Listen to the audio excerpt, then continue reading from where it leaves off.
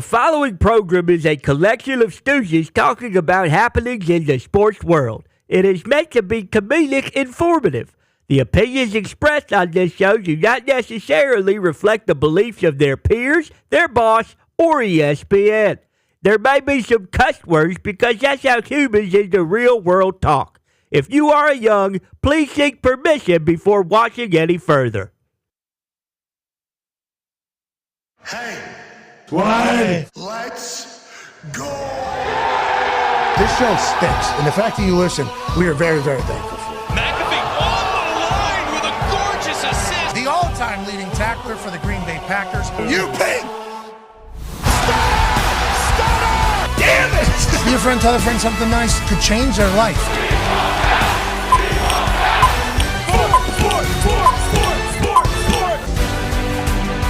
Hello, beautiful people, and welcome to a sports program on this Cinco de Mayo Overreaction Monday. It is a lovely time to be alive. Sports! Are happening all around us. I can't hear a word any of the boys just said into their speakers right there, but I will say it is nice to be on a wall here in the Thunderdome. And Overreaction Monday is certainly a fantastic one, but whenever you add in all the majesty that happened over the weekend in the NBA, in the NHL, even in G1 racing. Football news happened. Everything happened, and we are here and so lucky that we get to talk about it for another couple hours. We have a couple huge guests joining us. Q Rich will join us, 12-year NBA veteran or 13-year NBA veteran, to chit-chat about everything that happened in that Game 7 ass-beating Golden State gave to Houston, and also all the series as we look ahead to who's going to be the next NBA champion. Then we'll be joined by Ryan Whitney, former NHL star and superstar, also co-host of Spittin' Chicklets. He'll join us in the next hour to chit-chat about that double overtime thriller up there in Winnipeg. One of the loudest barns in the history of barns got to enjoy a situation that doesn't happen nearly as often as we would hope it would, which is a Game 7 double overtime thriller as the St. Louis Blues and the Winnipeg Jets did battle, and the Winnipeg Jets come back down from 3-1 with 2 minutes left to go on and get the win. And then, we'll be joined by Ian Rapoport at some point today to talk about all the news that's happening around the NFL. Now, it's not just me here in Omaha, Nebraska. I also am very lucky that the Toxic Table at Boston Connor and at Ty Schmidt are here. Boys, your big takeaways from this weekend? Biggest takeaway for me would probably just be that the NHL playoffs are basically the best thing that's ever happened, I'd say, to sports. I'm sure we'll get into all the highlights going forward, but, let alone all the injuries that are going to come out for some of these teams that finished. I thought that was amazing. Yeah, and I think, obviously the NHL and the NBA kind of took center stage, but it was a great weekend for all the other sports, too. We had massive boxing cards multiple nights. The UFC had a huge night. Scottie Scheffler had a big Sunday, and obviously MLB was going on, and the Kentucky Derby. So overall, just an incredible sports weekend all around.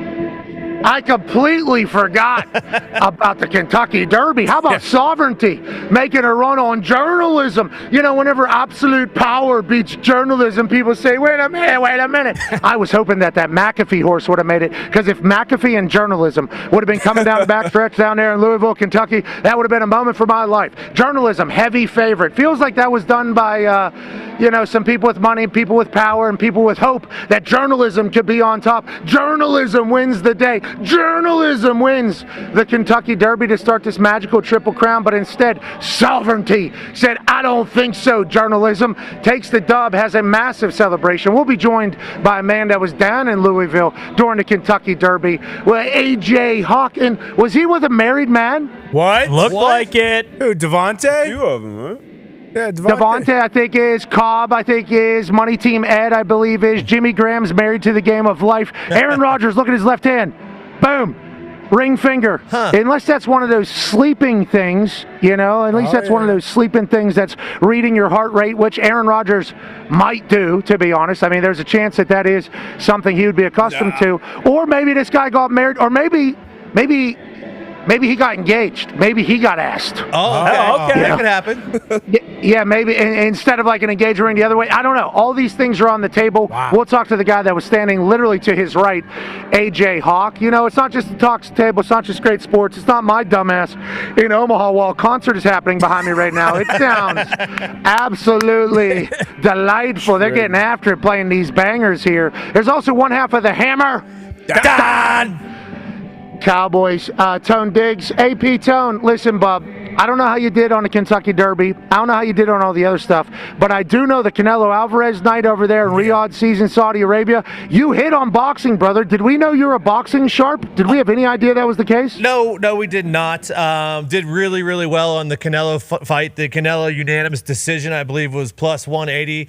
Got that one. Fight to go the distance, plus 140. Over 9.5 rounds, minus 130. Over 10.5 rounds, minus 110. And, if you kind of listen to the tea leaves before that fight, there was a lot of people saying, Canelo's going to play it safe here tonight. Probably going to go the distance. Probably going to win the unanimous decision like he did the last 5 of his fights, because this was setting up a much bigger fight with Terrence Crawford. So, not a lot of punches thrown. There was a lot of that this weekend. But boring. What a weekend. They're saying that these guys are now that they're getting taken care of, right? Which was Booker T's big takeaway throughout the entirety of the weekend while we were doing the boxing, which I enjoyed, by the way. I enjoyed learning the stories. I enjoyed being a part of. I enjoyed us having to do a boxing show. That was pretty cool. I'm impressed by the whole team, by the way. Great work by the team putting together a boxing show. I'm also impressed by Booker T and his knowledge of boxing. The guy loves the sport, and his vibes around us were immaculate. His entire conversation was like, now the fighters are going to get taken care of. The fighters for so long had been just basically taken advantage of. You're basically just pawns out there. You got to pay everybody. Everybody gets a cut. Normally, you come from nothing to something. You blow through your money very quickly. A lot of boxers on the back end of their career don't end up in that great of a spot. Now, if you're a superstar, a mega legend, and you're able to sell your own pay-per-views like Canelo Alvarez or Floyd Mayweather or any of the guys of the past that have been able to succeed, obviously that's one story, but a majority of the boxers end up, out of the spotlight and broke like a lot of professional athletes. So Booker T's big thing was like, hey, we're going to be taking care of these boxers now with the backing of His Excellency Turkey and the Crown Prince. God bless him. They're here to take care of the boxers. Now we're hearing that because they took care of the boxers, these fights are going to suck. 3 of the lowest punching rate fights in the history of boxing happened over the weekend with Haney Garcia and then Canelo's fight. Canelo wins, sets up for him and Terrence Crawford September 12th in Allegiant Stadium. The first TKO group alongside Turkey promo or boxing promotion that is going to happen is that night right there. A mega fight, a super fight. Who knows who else will be on that card. That man in the middle there, Turkey, is willing to spend whatever to bring back boxing in a big way. But it's like they're saying that's part of the problem. Let's go to 9-year NFL vet Darius J. Butler. I don't know how much you follow boxing, D-Butch, but they're saying that these guys are getting paid too much and they stink because of it, and the fights are going to suck because of it. That's a bummer. I don't like to hear that. I mean, it wasn't a great start, I guess, but it is a start. And the guys getting paid, that's important. Obviously, you're putting your life on the line pretty much when you step into that square circle. As it was the highlight of my weekend and my week when I saw Bruce getting there and really show me that sweet science to get this weekend kicked off. But, I love the guys getting paid. And, the era we kind of grew up in with the great heavyweights. You saw the back end of Tyson, Holyfield, Lennox Lewis, all those guys that then moved on to Mayweather and Pacquiao. And now this is kind of a new generation. We saw Raleigh with the big upset knockout. That was great to see Garcia get his ass knocked out. We'll see if he bounces back against Haney. But I love guys getting paid. Now, just like the conversation with Live Golf. Is it too much money? Do these guys care? Does it kind of become more irrelevant? We shall see. Hopefully it comes full turn and boxing gets kind of back on top as it used to be back in the day. I would assume Dana and Nick Khan are going to do big incentive-based contracts for these guys. I think Dana understands the business. I think Nick understands the business. I think Turkey obviously has brought them in to do that. Very thankful that DAZN was able to get the Friday night show off the ground in Times Square. Excited for what it is moving forward. Shout out to Lampley. I heard he absolutely killed it in his debut back ringside. So what a weekend of boxing. But I hope that the money being dumped into the sport doesn't ruin the sport more. It's supposed to do the complete opposite. It's supposed to be an exciting time. Those fights a little lackluster, a lot of happening around a lot of people, especially with how late it was. Hopefully they'll get going. Now, boxing happened, the Kentucky Derby happened, and basketball happened. Tone Diggs, why don't you give us a little recap of what happened around the NBA? The association's in its most important time of the year, the playoffs. All eyes are on the court. What happened this weekend? Yeah, Pat, we had a couple Game 7s and the round 2 kicked off this weekend. Let's start with those Game 7. Let's start in Denver on Saturday night where the Nuggets absolutely dominated the Clippers 120-101, and everyone contributed, starting with Nikola Jokic, who had 16, 10, and 8, and he averaged 24, 11, and 10, which is a triple-double for the series. The Nuggets won 11 playoff series before Jokic came to Denver. They've now won 10 since, but everyone contributed. Wow. Aaron Gordon had 22. Michael Porter Jr., he had 15 with a bunch of threes. James Harden, guess what? James Harden had 7, so that kind of contributed to the Nuggets' victory there. Jamal Murray had 16, which he had a great series.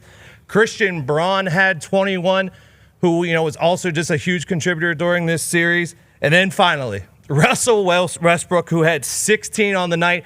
This was not the one that gave him the team. Russell Wilson Westbrook. That's who I'm talking about. That was the one that not gave him the team. That's right. He was getting a little spicy. This one, though, he had the steal. This was basically to steal everything. They're up by 20 at this point. Gets the tee, tells everyone to take their ass home. Russell Westbrook was awesome to end the night, and the Nuggets dominated that Game 7 against the Clippers. Yeah, I agree. I like the way this Nuggets team is playing. And, D-But, we talked about this. Whenever they fire the coach and the GM, you say, especially that close to the playoffs, I think Quentin Richardson came on, I believe, and said, you kind of just throw the Nuggets out here. You just kind of throw the Nuggets out here. They're kind of mailing it in, saying this isn't the year whenever you fire a coach and a GM this close to the playoffs. Now, I'm starting to hear things, not that I'm a sources guy, but I do happen to have sources now in places that I never could have expected. Maybe Joker feels a lot more free now that coach isn't there, and obviously that's been chit-chatted about, I think, by other people, and he's been a little bit more talkative. He said last night in his interview post-game with the Inside the NBA boys, who have a great show, still have a great show, he said, I think the media is just covering him talking in the huddles a little bit more. He's opening up a little bit more. He said he thinks the media is just covering it differently. It's like, Joker, we've been following you pretty close because you're such a damn spectacle. You were a guy who mouth shut, showed up, did his job, and then went back to Serbia to hang out with horses, and then you came right back and dominated yet again. We are big fans of the Joker, and I think what we've seen this playoff series is like the most empowered Joker that there's been. Obviously, they got a lot of dogs on that team, including Russell Westbrook, who doesn't even try to get a tee on the first one, and then tries to get a tee on the second one, and then times it up perfectly with the ref on the second one. The second one where he actually gets the technical, this one, I wish we would show. Can we show? Yeah, boom. Him timing it up with the ref and then doing it afterwards was poetry, I believe. This is just like watch him and times it up perfectly with him, says he knows exactly what's coming. I mean, it was great. You add a Russell Westbrook to that team, like a little engine, a little dog that can kind of close things out and lift the spirits if you need it, especially on the defensive side. But then you rattle through the rest of that roster. It's like, I think the Nuggets feel very good about their chances. Now they're taking on a good Thunder team. That Thunder team is going to be tough, but congratulations to the Nuggets getting by, D-Bud. And I think I like Joker post-firing more than I like Joker, who I loved pre-firing of Malone and the G's. Should be a hell of a matchup around, too. And the thing we've always heard about Joker is how coachable he's been, not only here, but even on his national team over in Serbia. Very, very coachable, always taking coaching. But I love seeing him taking ownership, I guess more, at least from the outside looking in. It looks like him taking that leadership role, bringing in Russ. We know, if we don't know anything else about Russ, we know he's an absolute dog. First ballot Hall of Famer when it's all said and done. But he's a dog in between those lines. And these guys have championship pedigree too. Brown, Aaron Gordon, Michael Porter Jr., Jamal Murray, who just passed Dame Lillard now on the all-time point scorer in the playoffs. So he's quietly having a great postseason career as well. So this Nuggets team, even without a coach, when you fire a coach right before you go into the playoffs, I don't care what sport it is, you always anticipate, okay, this team's kind of out of it. But when you have the best player in the world, which most people call Jokic, you always have a chance, and those guys are showing it with a big, big Game 7 showing to move on in advance to, round 2 against OKC.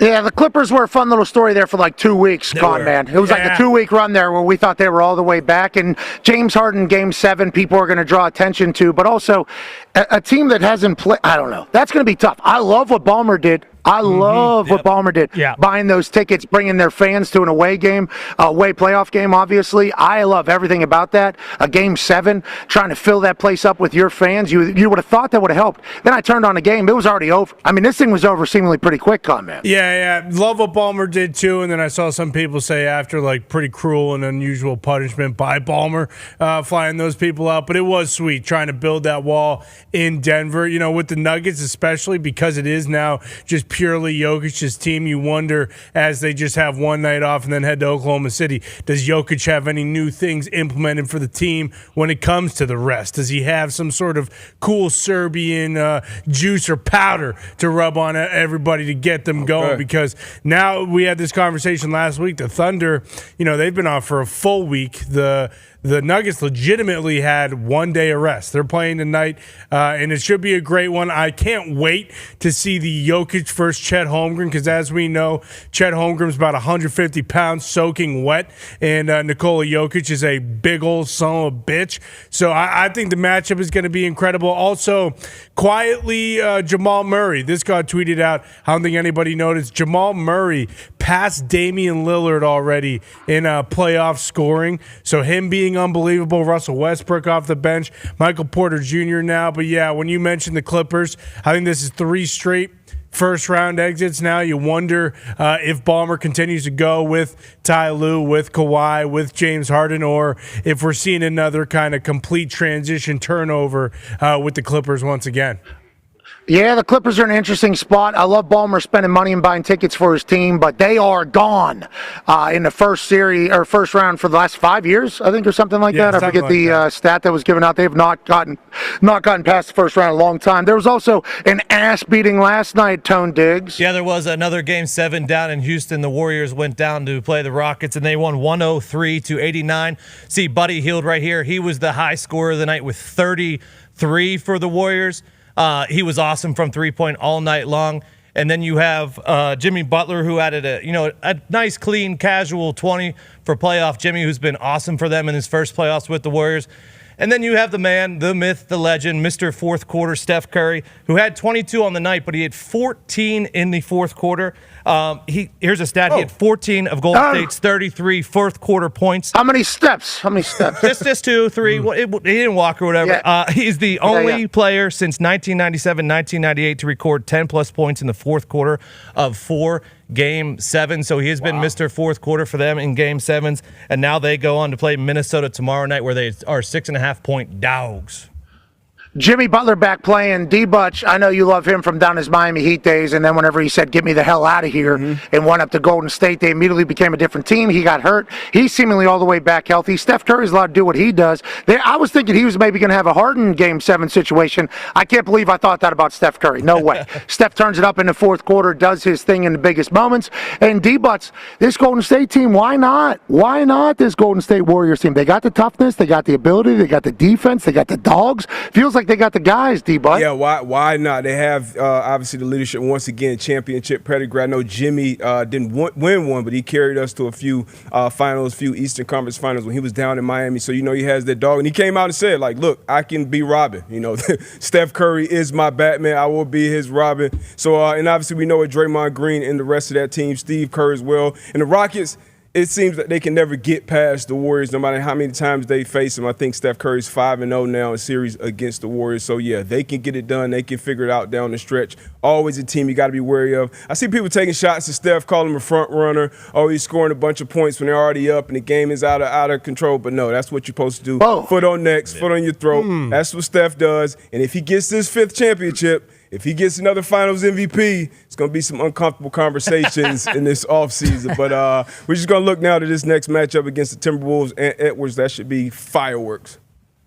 I mean, and nobody's talking about it. Somehow Steph's been able to do this in Under Armour shoes. Yeah. That is great point. That's a whole other conversation. Those first ones that he had to battle through is like whenever Michael Jordan was talking about those first couple Jordans where his feet were bleeding all over the place. And we were in the late 2000s whenever Steph had those shoes, and shoes had been figured out. But Under Armour was like, we're sorry, brother. This is our first go at this entire thing. They might look like grass cutting shoes. They might be incredibly uncomfortable. We need you to be able to perform. And he has. His newest set of shoes, they're sick. They look nasty. The all whites he had on won last night is insane. And for the people that are saying he's a front runner, you're only scoring whenever you're up a bunch. There's been a lot of 20-point comebacks seemingly over the last couple of days. Oh, yeah. Maybe even the last couple of weeks.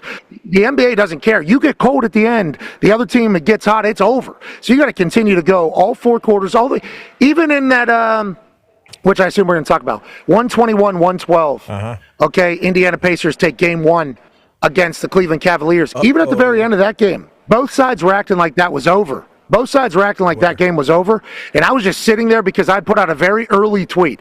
I put out a tweet early in that game. That was like, the Pacers are a problem, brother. Everybody thinks I'm just bullshitting because I'm friends with the most overrated guy in the league and yada, yada, yada. It's like, If you've watched this team since the All-Star break, which we have, if we've been able to. Now, obviously, some of the games have been blacked out in our area on NBA TV. What the fuck do I have NBA TV for if I can't even watch the Indiana Pacers play in a playoff game, whatever the case. But if you're able to watch the Pacers, which not a lot of people have been able to, how about they put this game on True TV? So they do TNT Countdown, okay, inside the NBA.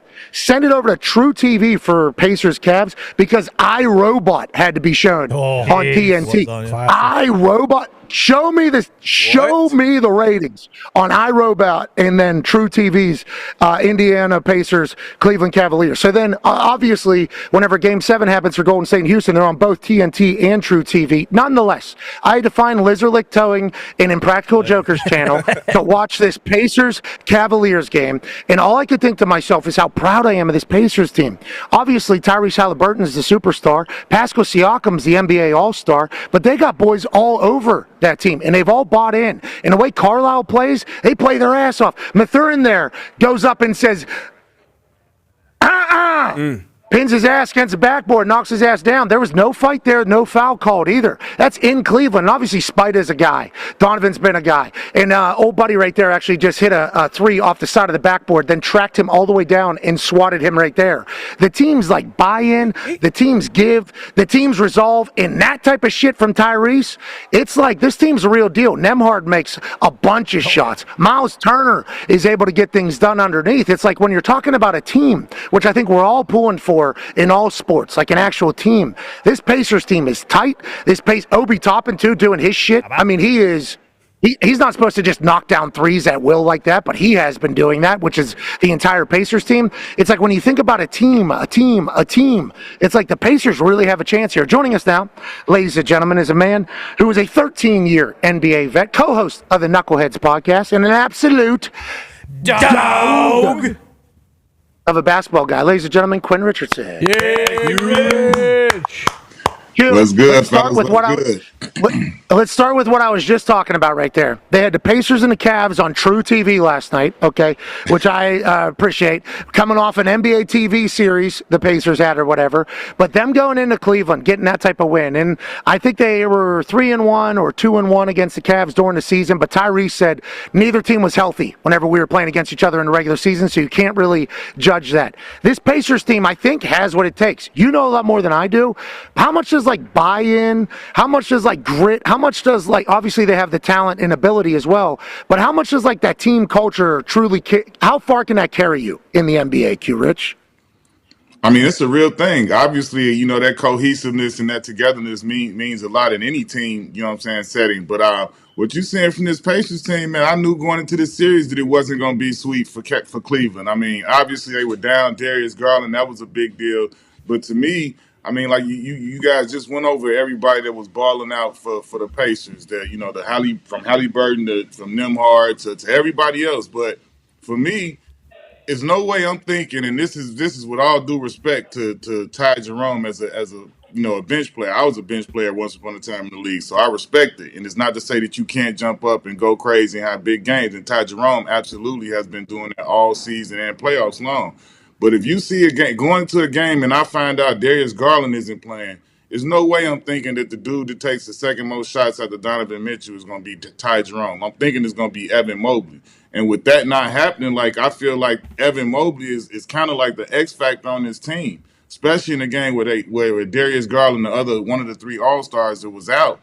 Evan Mobley is the other All-Star. He got to step up and be, I don't know if they weren't running plays or whatever, but either way, as an All-Star, he has to be more aggressive and be more formidable in a game like that.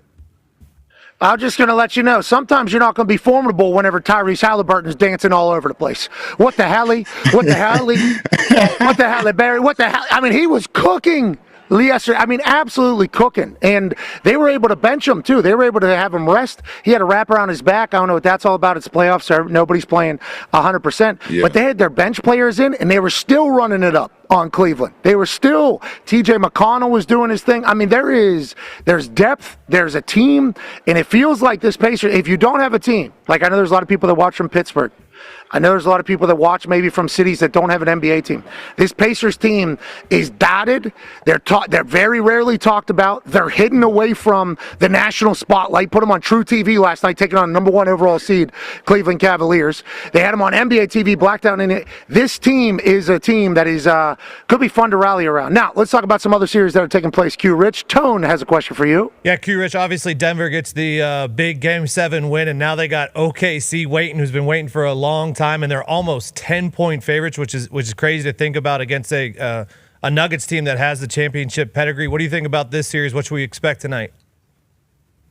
I expect OKC to win, man. I know that Denver has the Joker, and I'll be interested to see how Murray does in this series because he's going to be, obviously he's going to be huge in what Denver's able to do.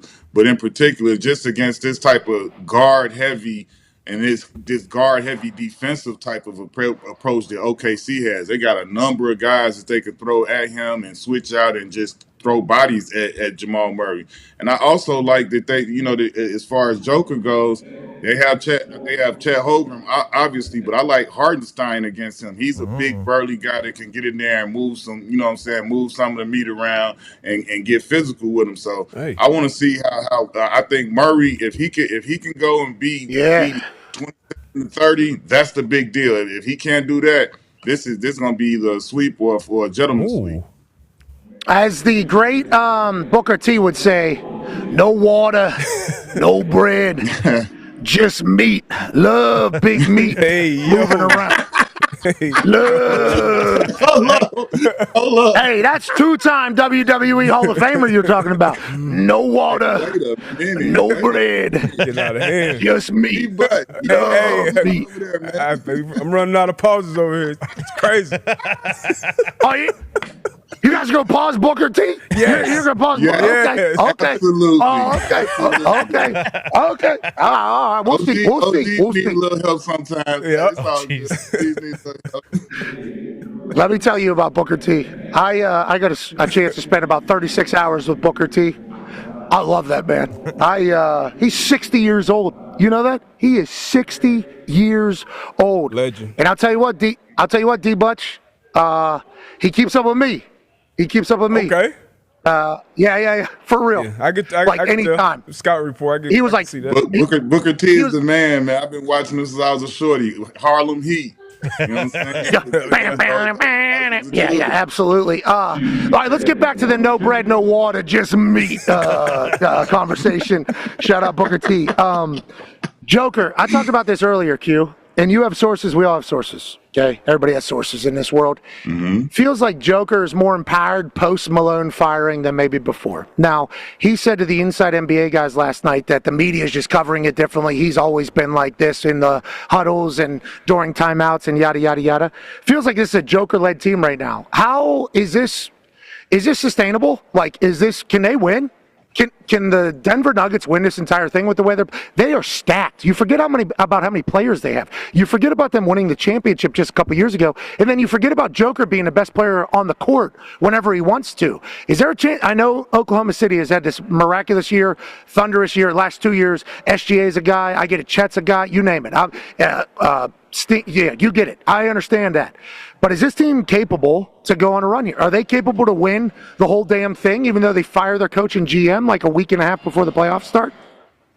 I mean, after watching them in the first round, I mean, obviously you looking at what Joker can do, and he didn't even have the greatest series. That's what's most impressive about what they were able to do in the first round. He didn't have like the most dominant series that he could have had, and they still were able to advance. So I mean, knowing that and knowing how he can go on this 30-point triple-double tour and lead them, like, yeah, they do have a chance, But I mean, to me, it hinges on too many different variables, mainly Jamal Murray. And I think, like I say, this OKC team is they are so guard heavy and defensive guard heavy. They got, I mean, Shea himself is a great defender, but I mean, they got Lou Dort, Alex Caruso, Isaiah Joe. They got Wiggins.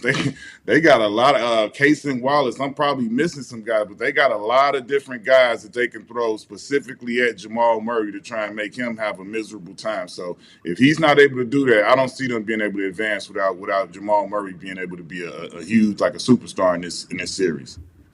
Plus 3,300 obviously is agreeing with what you're saying in this entirety. Let's go to a plus 185 team. Boston Connor has a question. Yeah, Q Rich, look, the discourse between the Celtics and Knicks. I like the shirt. I see the shirt today. I see. Thank you. I also got a Pritch, please. Peyton Pritchard. Respect him. Respect the sixth man. Hey, as you could imagine, Q Rich, Peyton Pritchardson is loved in Boston. Yeah. More so there probably than most places, if you know what I'm saying, Q Rich. Anyways, back to you, Con man. Yeah, they love him up in Oregon too. You can just call that for what it is. But look, Peyton Pritchard, he's the sixth man of the year. Everyone should respect his game. But the conversations about Knicks Celtics is basically if the Celtics don't sweep this team, it's a failure for the Celtics. It's a win for the Knicks. We had some stats sent over before the show, and the odds for the Celtics to sweep the series are plus 300, and the odds for the Knicks just to win the series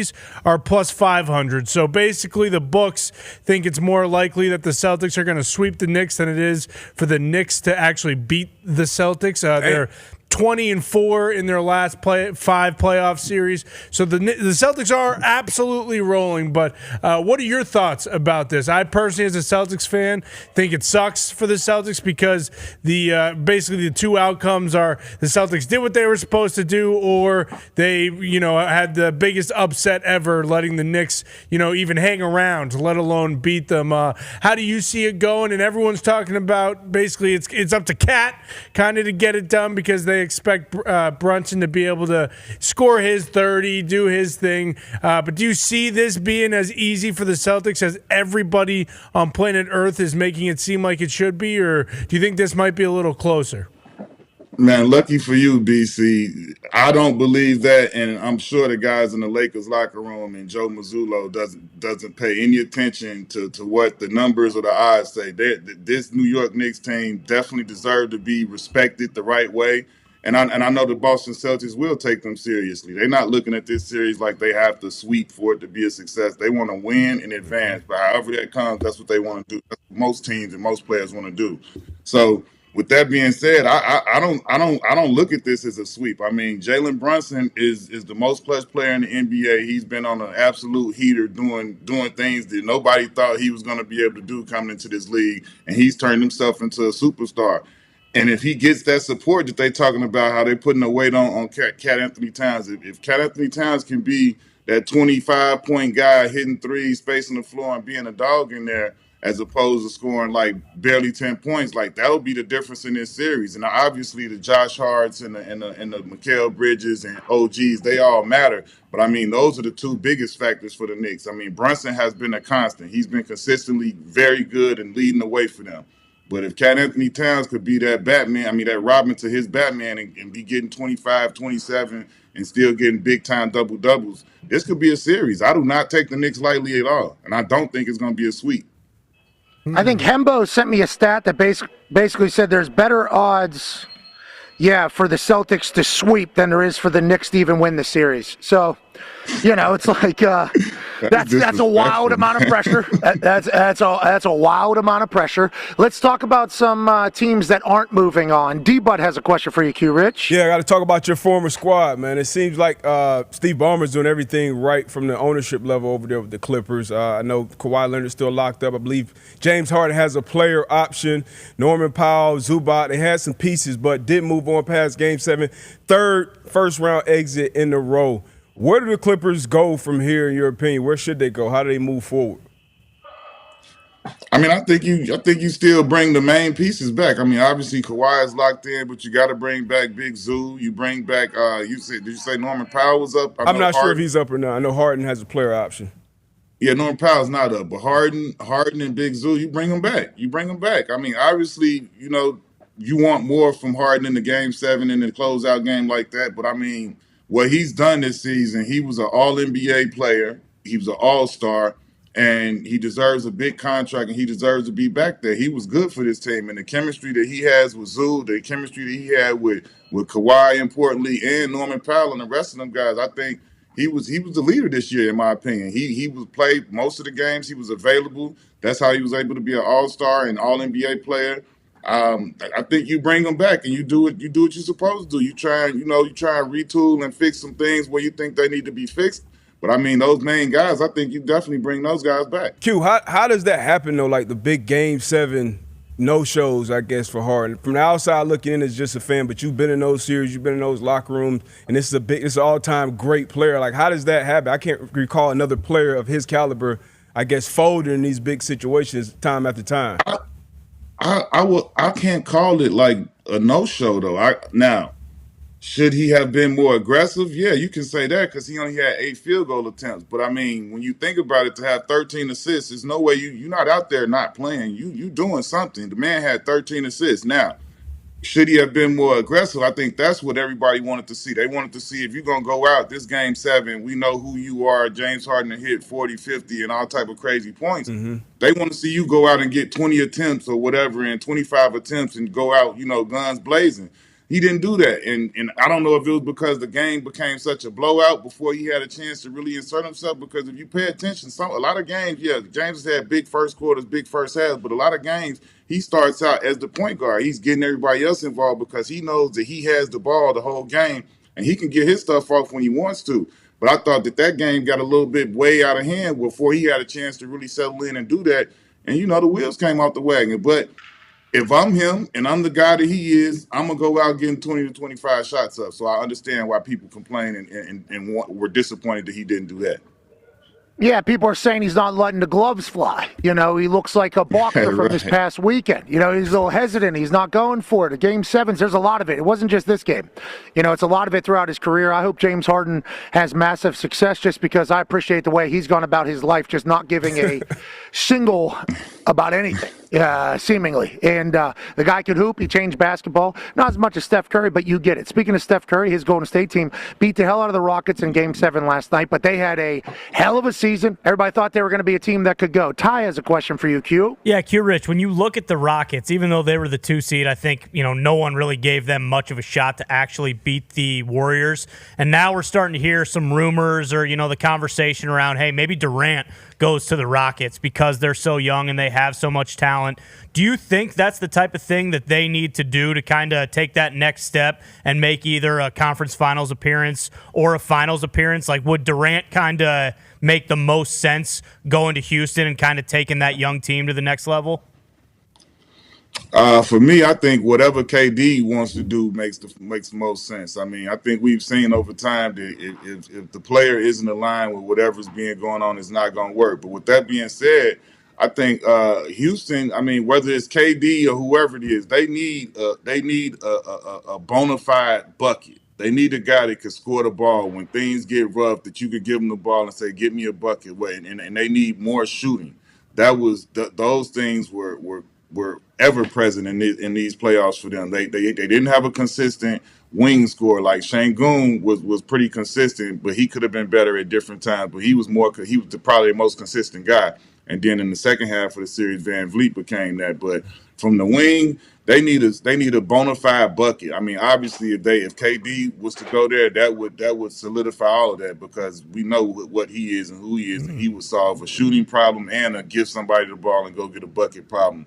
But they need that desperately. That was clear. They got all of the athleticism, all of the defense. They got all of the other things that they really need to have. Those guys play hard as heck. They respond to Ime. Ime did a great job with them. They got a defensive mindset. I liked everything. They just needed a guy that could go get a bucket and probably one more 3-and-D guy that could shoot. They got a lot of defensive guys, but they need some more shooting. Kevin Durant takes a team to the title. Next place he goes, they win a title. Depending where he goes, I mean, he's definitely that type of guy that's size. You know, wherever he goes, that's seismic movement, and he makes them immediately a contender. Like absolutely, wherever KD goes, they're immediately viewed as a contender because he came there. We like KD winning. I like KD playing during the playoffs. I like KD playing whenever the world is watching basketball, like when in the Olympics, when everybody on earth who's great at basketball just was like, you know what? It feels like we're just going to give it to that guy for the entire day. Durantula is on fire right now. Let's just let him knock out an entire country or two here at the Olympics. So hopefully it's Houston, maybe the Pacers. You know, come here to the Indiana Pacers. Kevin Durant. Do what you got to do. All right, Q. We appreciate the hell out of you, man. Yes, sir. Anytime, fellas. You're the greatest. And literally, whenever you say anytime, you're one of the only humans that has an ESPN contract that whenever we reach out, you say, you got it. So we are thankful for you. You need to know that. Very, very thankful for you. Hey, man, you know, I was with y'all. I was rocking with y'all before y'all got to the big times and came to ESPN. So it's all love. You know what I'm saying? Got to keep it consistent. You're a good man. Ladies and gentlemen, Quentin Richardson. Yeah, Rich. He has been around for a while. I think first time he was on the show like 3-4 years ago. Yeah, a long time ago. He started that Knuckleheads podcast, and I was like, good idea. Hey, I didn't know you from your basketball career. I know you won the 3-point contest. I don't know you from your basketball career as much as I probably should. I grew up in Pittsburgh. I apologize. You know the Sally? Not NBA town. What is it? Come on, him and D Miles. Oh, yes. Okay. Okay, so that's from him. Yeah, that's from him. D Miles. Yeah. Clippers. Okay, so that makes. I did know the Selly, didn't know the origin. It's like whenever I know the lyrics to a song, but I don't know who the fuck's singing it. You know, like that is or wrote it. That is kind of an issue. Or wrote it, which is a whole nother animal. Because who do I agree? Anyways, this is his celebration. That was a great celebration. Oh yeah. Okay. Anyways, so I told him that like one of the first or second times we had him on the show, it was like, hey, I didn't know enough about your basketball career. I apologize, but you're really good at talking. You should continue to do this. So I'm happy to see the success of the Knuckleheads podcast. I'm also happy to see the success of him getting on ESPN. Every time I see him in a shirt and tie in his room doing his thing on TV, I get pumped up because he celebrates the sport. He likes the sport. Yep. He likes all of the players that are in the sport. Now, we're going to be chit-chatting about a sport here in a matter of moments that is always making moves. A massive announcement came from the NFL over the weekend. Next year's draft, just got done with Green Bay. Last year was Detroit. Is going to be in Pittsburgh, Pennsylvania. It is going to be awesome. I mean, Pittsburgh is a football town through and through. Also, all the towns around Pittsburgh are football towns. So people are going to be coming in from everywhere. That place, with the way the views could potentially be, the only thing that could be a problem is the weather, but that might make it even better. Don't you think, AP Tone, over there in Pittsburgh next year for the draft? Like it could be 45 and rain, or it could be 80 and sunny. We're going to have to find out. But no, if it's a little bit of weather, they'll still show up. We're not worried about that. Yeah, it'll still look great. Like Green Bay was phenomenal. Pittsburgh's going to be great. Detroit was great. Obviously, everybody goes back to Nashville and remembers how fantastic that was. They've made the announcement on where the 2027 NFL draft will be. It's going to the nation's capital. Wow. Okay. Cool. Yeah, Washington will host the NFL draft in 2027 on the National Mall. Okay, a lot of things have happened, obviously, there. I've seen a Forrest Gump movie and many other tabloids and such. The official announcement is expected to come Monday at the White House, according to that source, says Mark Mask, who does not have a blue check mark. Elon Musk, I'm not giving you $3 for this entire thing. Joining us now, ladies and gentlemen, is a man who's a senior insider for the NFL at the NFL's network. Ladies and gentlemen, Ian Rapoport. Yay, Rapsy! What's up? What's going on? Rap sheet, looks like you just got out of like lunch or something, maybe heading to fourth period. I mean, it's a casual day around the house, you know? I spent all weekend dressed up. I'm dressing down a little bit, okay? No, I think you look great. You just look young. You look incredibly young. Obviously, the moisturizing is working. Congratulations to you. And we are in a time now where you just don't work, right? This is kind of like a no work time. This is golf time for you and like travel to Legoland town and stuff. Yeah, I mean, I'm keeping up with all the work. Obviously, that's the most important. Now, again, spent the weekend in Kentucky. Was not a lot of work going on there, although a lot of football people, including some people near. There you go. That's Friday. That was a great outfit. Vineyard Vines, shout out. I appreciate you not standing on your tippy toes. Are you standing on your tippy toes or no? You're not. The left foot is flat. Now, the right foot is a little elevated, but that's more style than it is function. Okay, so that's not to catch up to Leah there. That's you understand the situation here. Right. Now, look, on the red carpet and also sort of in life. I think you look good. I appreciate that. she's going to be, when she wears heels, she's a little taller than me. I am good with that. I am good with my place in life, so I don't worry about tippy-toe situations. Okay, good. Well, you look fantastic. I know you're networking down there, even though you're saying you're off, and you're always trying to find a new source. Always trying to find a new source. And I appreciate the fact that you go down there every single year and that you like horse racing. Shout out to Sovereignty, beating the hell out of journalism, brother. Yeah, hell yeah. Woo! I mean, Woo! I'll tell you what, I was pulling hard for that rap. I was pulling hard for that. As I was sitting, this past week hearing about who the favorite is, journalism, I was just like, please God, anybody. And then it rained. Whenever things start going a little sideways, journalism kind of couldn't take it anymore, and then Sovereignty comes in and gets a big-time dub. How was the weekend down there before we start talking some NFL news? And did you find out if Aaron Rodgers is married and where he's playing football? Well, first of all, the race was amazing. This might actually surprise you. I was rooting hard for journalism. Journalism and Sandman were the two horses that we were rooting hard for. In the end, journalism did well, but came in second. Just not as good anymore. Yeah, just not as good or real anymore. But yeah, good showing. Really good race. Great place. showing. Not high. Supposed to be here. Yeah. But just kind of, that's journalism, baby. That's 2025. That's journalism 2025. Yeah, that's journalism 2025. And Sovereignty. Wow, what a run. What a run for Sovereignty. That's not great either. I just want to let everybody know I'm not pulling for that. No. I wish there was the horse. Just the horse. Just the horse. Yeah, I wish Freedom was running. I do wish there was a horse named Freedom running, and maybe Unity maybe running in there. Anyways, okay, great weekend. Anyway, let's talk about some NFL news. I did see your buddy AJ was down there, I believe. Aaron Rodgers was down there. Walked right by me at the Sports Illustrated party on Friday. Didn't realize until after he was by me. Otherwise, we would have exchanged our usual hug and hello, whatever. There's the whole crew. So Randall, there's Ed Berry looking nice in a bow tie that he absolutely didn't tie himself. Devontae walked right by me as well. So, yeah, I didn't have any no Aaron Rodgers updates, and I'd say people who know him very well are still kind of like, yeah, we'll see when he makes a decision. But he looked great. Yeah, looked happy. Looked like he had a ring on his ring finger. We'll talk to AJ. Yeah, I'm curious about the update there. Super Bowl ring? Me too. No, not a Super Bowl ring. It looked like it was a wedding ring. Or maybe he got engaged too. We talked about this earlier. Maybe somebody got engaged to him. Maybe they flipped the script and said, hey, who says it has to be one way to the other? Maybe somebody got engaged to him and said, Aaron, will you take this ring and be with me forever? And Aaron said, yes, I will. And then I do it later. Who knows? We'll talk to AJ Hawk. Maybe it's just one of those sleep rings. Maybe he said that he's sick of that finger being so tied to marriage. Yeah, sure. I would like my middle finger to be marriage or pinky ring to be a marriage. There's a chance Aaron's making any decision. We'll hear from AJ. Let's talk football. Washington, D.C. picked as the NFL draft for 2027. Obviously, there is a groundswell of support happening around Washington. They're going to have a new stadium back at the RFK grounds. Now they're going to have the draft over there. This is as easy as just getting a new owner. Like, why do you think all this is happening, Rap? And how did we fall on Washington, D.C. for the draft? Well, first of all, just the logistics of it. There's going to be an announcement in about 14 minutes from the White House. President Trump will obviously be doing it. Roger Goodell will be there. Josh Harris will be there. According to reports, you mentioned one right there.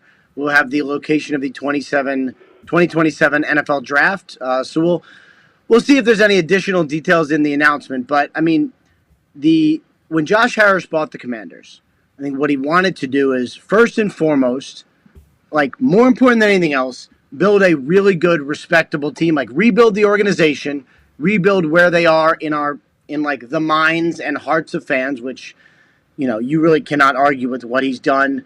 Coach hire, GM hire, selecting a quarterback. The team is good. They're well run. They're exciting. Like it's all of the things that you would sort of hope a new owner would bring. He has brought it unbelievably quickly. And then it's like, all right, well, if that happens, it has, what he wants to do is basically bring DC back to the NFL landscape. So, obviously we know that wheels are kind of in motion for a potential new stadium in Washington, D.C., at the old RFK site, which is just as it should be. And then you try to make DC a place that can attract big-time events. Maybe when the new stadium gets built, it'll be a Super Bowl. But in the meantime, according to what Maskey is saying, it'll be the draft on the Washington Mall, probably set the new attendance record, considering how many people were in Green Bay. I mean, just that landscape, there's going to be more fans there. That's going to be pretty cool. Yeah, I think so. I can't wait to visit. Obviously, going to D.C., I went in like sixth grade. Was it sixth grade if you went on a field trip? Yep. Sixth grade, you go there, and you have no idea how much shit is so interesting until you get there and you're just walking around. I don't know how much sightseeing we'll be able to do, but it will be an honor to kind of be a part of an event that takes over our nation's capital. In Green Bay, they had Mark Murphy represent the city along with others. Detroit, they had MC/DC and others represent the city. Nashville, I think they brought out Kid Rock and the boys to represent Nashville. This announcement's coming out of the White House today. Is there a chance the president is making an announcement, Ty? I think, Goodell's going to go up there and it's just going to be like, you know what, Roger, I'm going to have you step aside real quick. Everybody, booing Roger. We don't love Roger anymore. Makes a lot of money. Shields the owners from a lot of, negative pub. I know about that. But with the first pick in the 2027 You think he's coming out and doing that? Without a doubt. You think Yep. You think he's doing the first pick? I think so. I'll be excited. I will be excited to see what type of negotiations happen for this to take place in D.C. and what this looks like. I am very excited to see what it looks like. But congrats to the Commanders fans and the football team fans and the artists formerly known as fans. Their team's all the way back into relevancy, and it's a fantastic thing. D-Butt has a question for you, Rap. Yeah, a guy who won't be getting his first or second pick at a jersey number, Abdul Carter, up there with the Giants. Obviously, their third overall pick.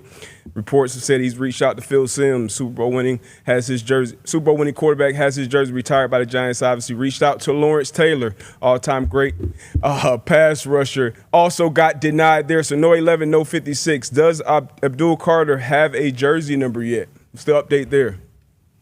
No jersey number yet, as far as I can tell. And, I don't remember this really being a thing. Is this the first year that this has been a thing? Because, feels like it. Shouldn't he? I mean, look, Abdul Carter is an awesome athlete and I think going to be an excellent, excellent player. And at Penn State in college, it's a little different. Like, he had the 11 that Mike also had, and then Mike has gone to the NFL and in his organization created that legacy there. Shouldn't Abdul Carter just choose a number and create his own legacy? Yeah. Go tell him that. You should tell him, perhaps. Yeah, I mean, we're all kind of on the same page. We're all kind of on the same page here. Yeah, especially after the LT thing. It's like come MJ. on, that's Michael Jordan. Yeah, it's like come on. Now I appreciate him asking. I appreciate his confidence. And then the 11 thing, and I like Sims coming out and saying it was my family. It wasn't. I'm taking over 11. But my family, which might be legit, because I think that is why people retire numbers, so that your great grandkids and your future generations, and whenever the team's around 100 years from now, can come in and say, hey, these were the people that made this organization what it is. So it's like, I'm kind of an old school guy on that entire thing, mostly because I've seen some of my friends' numbers just get sent out to somebody brand new like a month later, and it's like, do we have no respect for anything here? Like, I love Eric Walden. Ewald came to the Colts from the Green Bay Packers. I loved him. I thought he was a great teammate. I think he would have been great on any team. I loved him as a person. I've tried to hire him here multiple times. He just lives out in the sticks of Georgia, and he's a dad full-time. But he got the number 93 like 3 weeks after Freeney left. It was like Dwight Freeney left, 93. Yeah. Dwight Freeney, obviously, first ballot here, Hall of Famer. Freeney goes, and then Ewald gets number 93 because it's a brand new regime, and it's like, I didn't like that personally. Now I like Ewald. Ewald made his own name for himself, and yada yada. So I think you thought we were going to be on Abdul Carter's side in this entire thing. We're not. I'm like, go create your own legacy, brother, and have that thing hang in the banners forever, for eternity in this entire thing. Well, it's like I saw over the weekend that the Seahawks gave away Russell Wilson's number 3 to Nick Amenwarab. Yep. What? Yep. Yeah.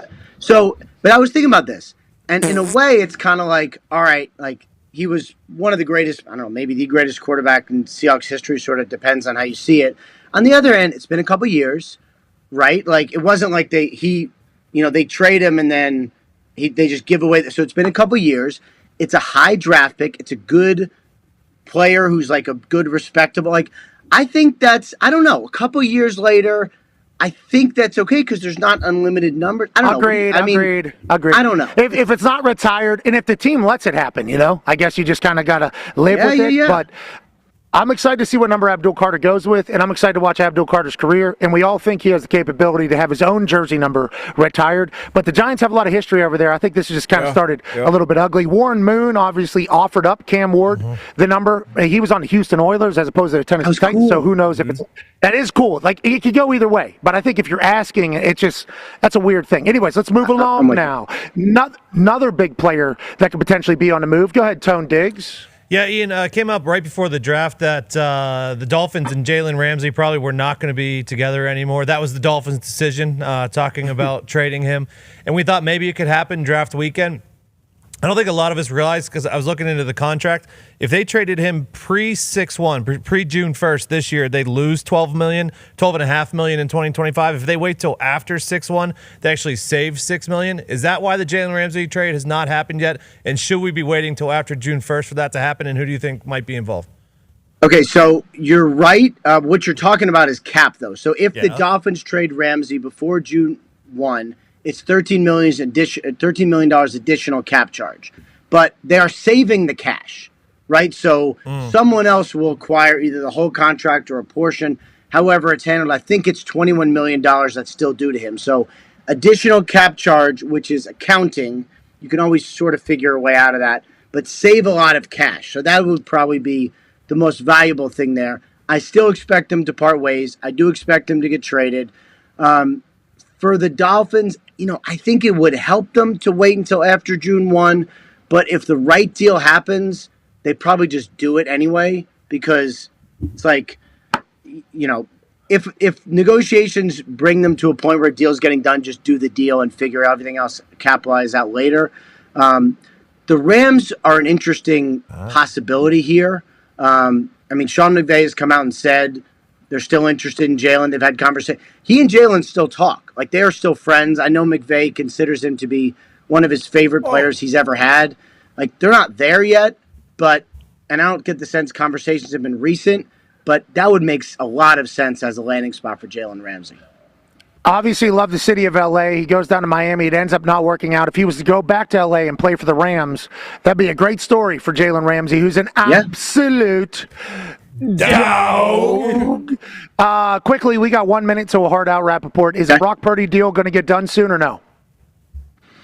I've not gotten the sense that it'll get done soon, but it does at least seem like it's going in the right direction. Like, Kittle's deal was sort of a little bit quicker. They got the Fred Warner deal they could do. Quarterback deals usually take longer, but it seems like it's positive and head in the right direction. Just we'll see if they get that good landing spot somewhere in the 50s to get Brock Purdy locked in long term. And when would that be? A week before training camp? What do you think? Usually it's like, is he going to sign right before training camp? And then if he doesn't, it's like he'll hold in a lot of times. But that's kind of the next. It's like mandatory minicamp deadline. Okay, sort of. Training camp deadline. That's kind of the next thing. So we appreciate that. That's Ian Rapoport. We continue. We continue. Hour 2 on the other side. See you then. All roads leading to Eugene, and I can't help but say, hey,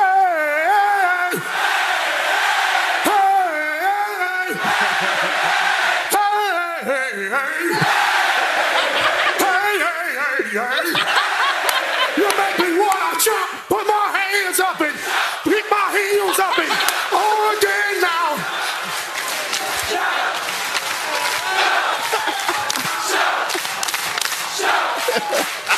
A little bit something now, a little bit something now, a little bit something now, a little bit something now, a little bit something now, a little bit something now, a little bit louder now, a little bit louder now, a little bit louder now, a little bit louder now, a little bit louder now, a little bit louder now, a little bit louder.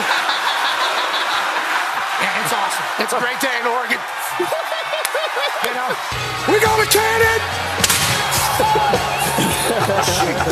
OH! We are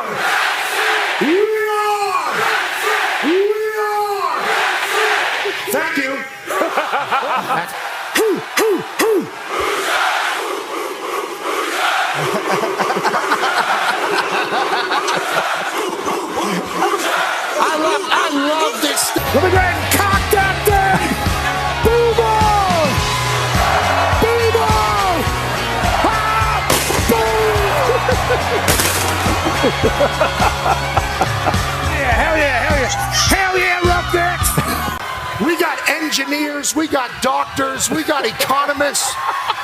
We got real tests that have real implications happening. And all of these sons of said, give me college game day. Instead of studying, I had some questions about coming out here to Berkeley, but after experiencing it, it is very evident that this is one of the best cities in this here United States of America.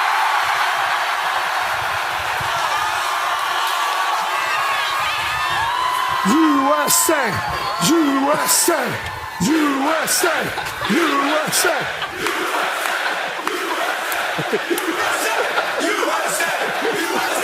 And this represents everything that is great with this country, with our sport. It doesn't matter which way you view the world. It doesn't matter which part of the country you're from. College football runs through our soul. And that is what a celebration today is all about. I am thankful to be here amongst these nerds and future geniuses and future people that are going to run this place. It's an honor to be in Berkeley. The following program is a collection of stooges talking about happenings in the sports world. It is meant to be comedic informative. The opinions expressed on this show do not necessarily reflect the beliefs of their peers, their boss, or ESPN. There may be some cuss words because that's how humans in the real world talk. If you are young, please seek permission before watching any further. Hey, Why? let's go. This show stinks, and the fact that you listen, we are very, very thankful for. McAfee on the line with a gorgeous assist. The all-time leading tackler for the Green Bay Packers. You pink.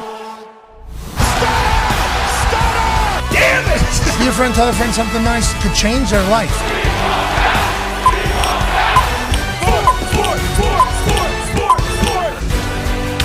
Hello, beautiful people, and welcome back. The boys are in the Thunderdome. I'm in Omaha, and hour 2 on this Cinco de Mayo for this program begins right now.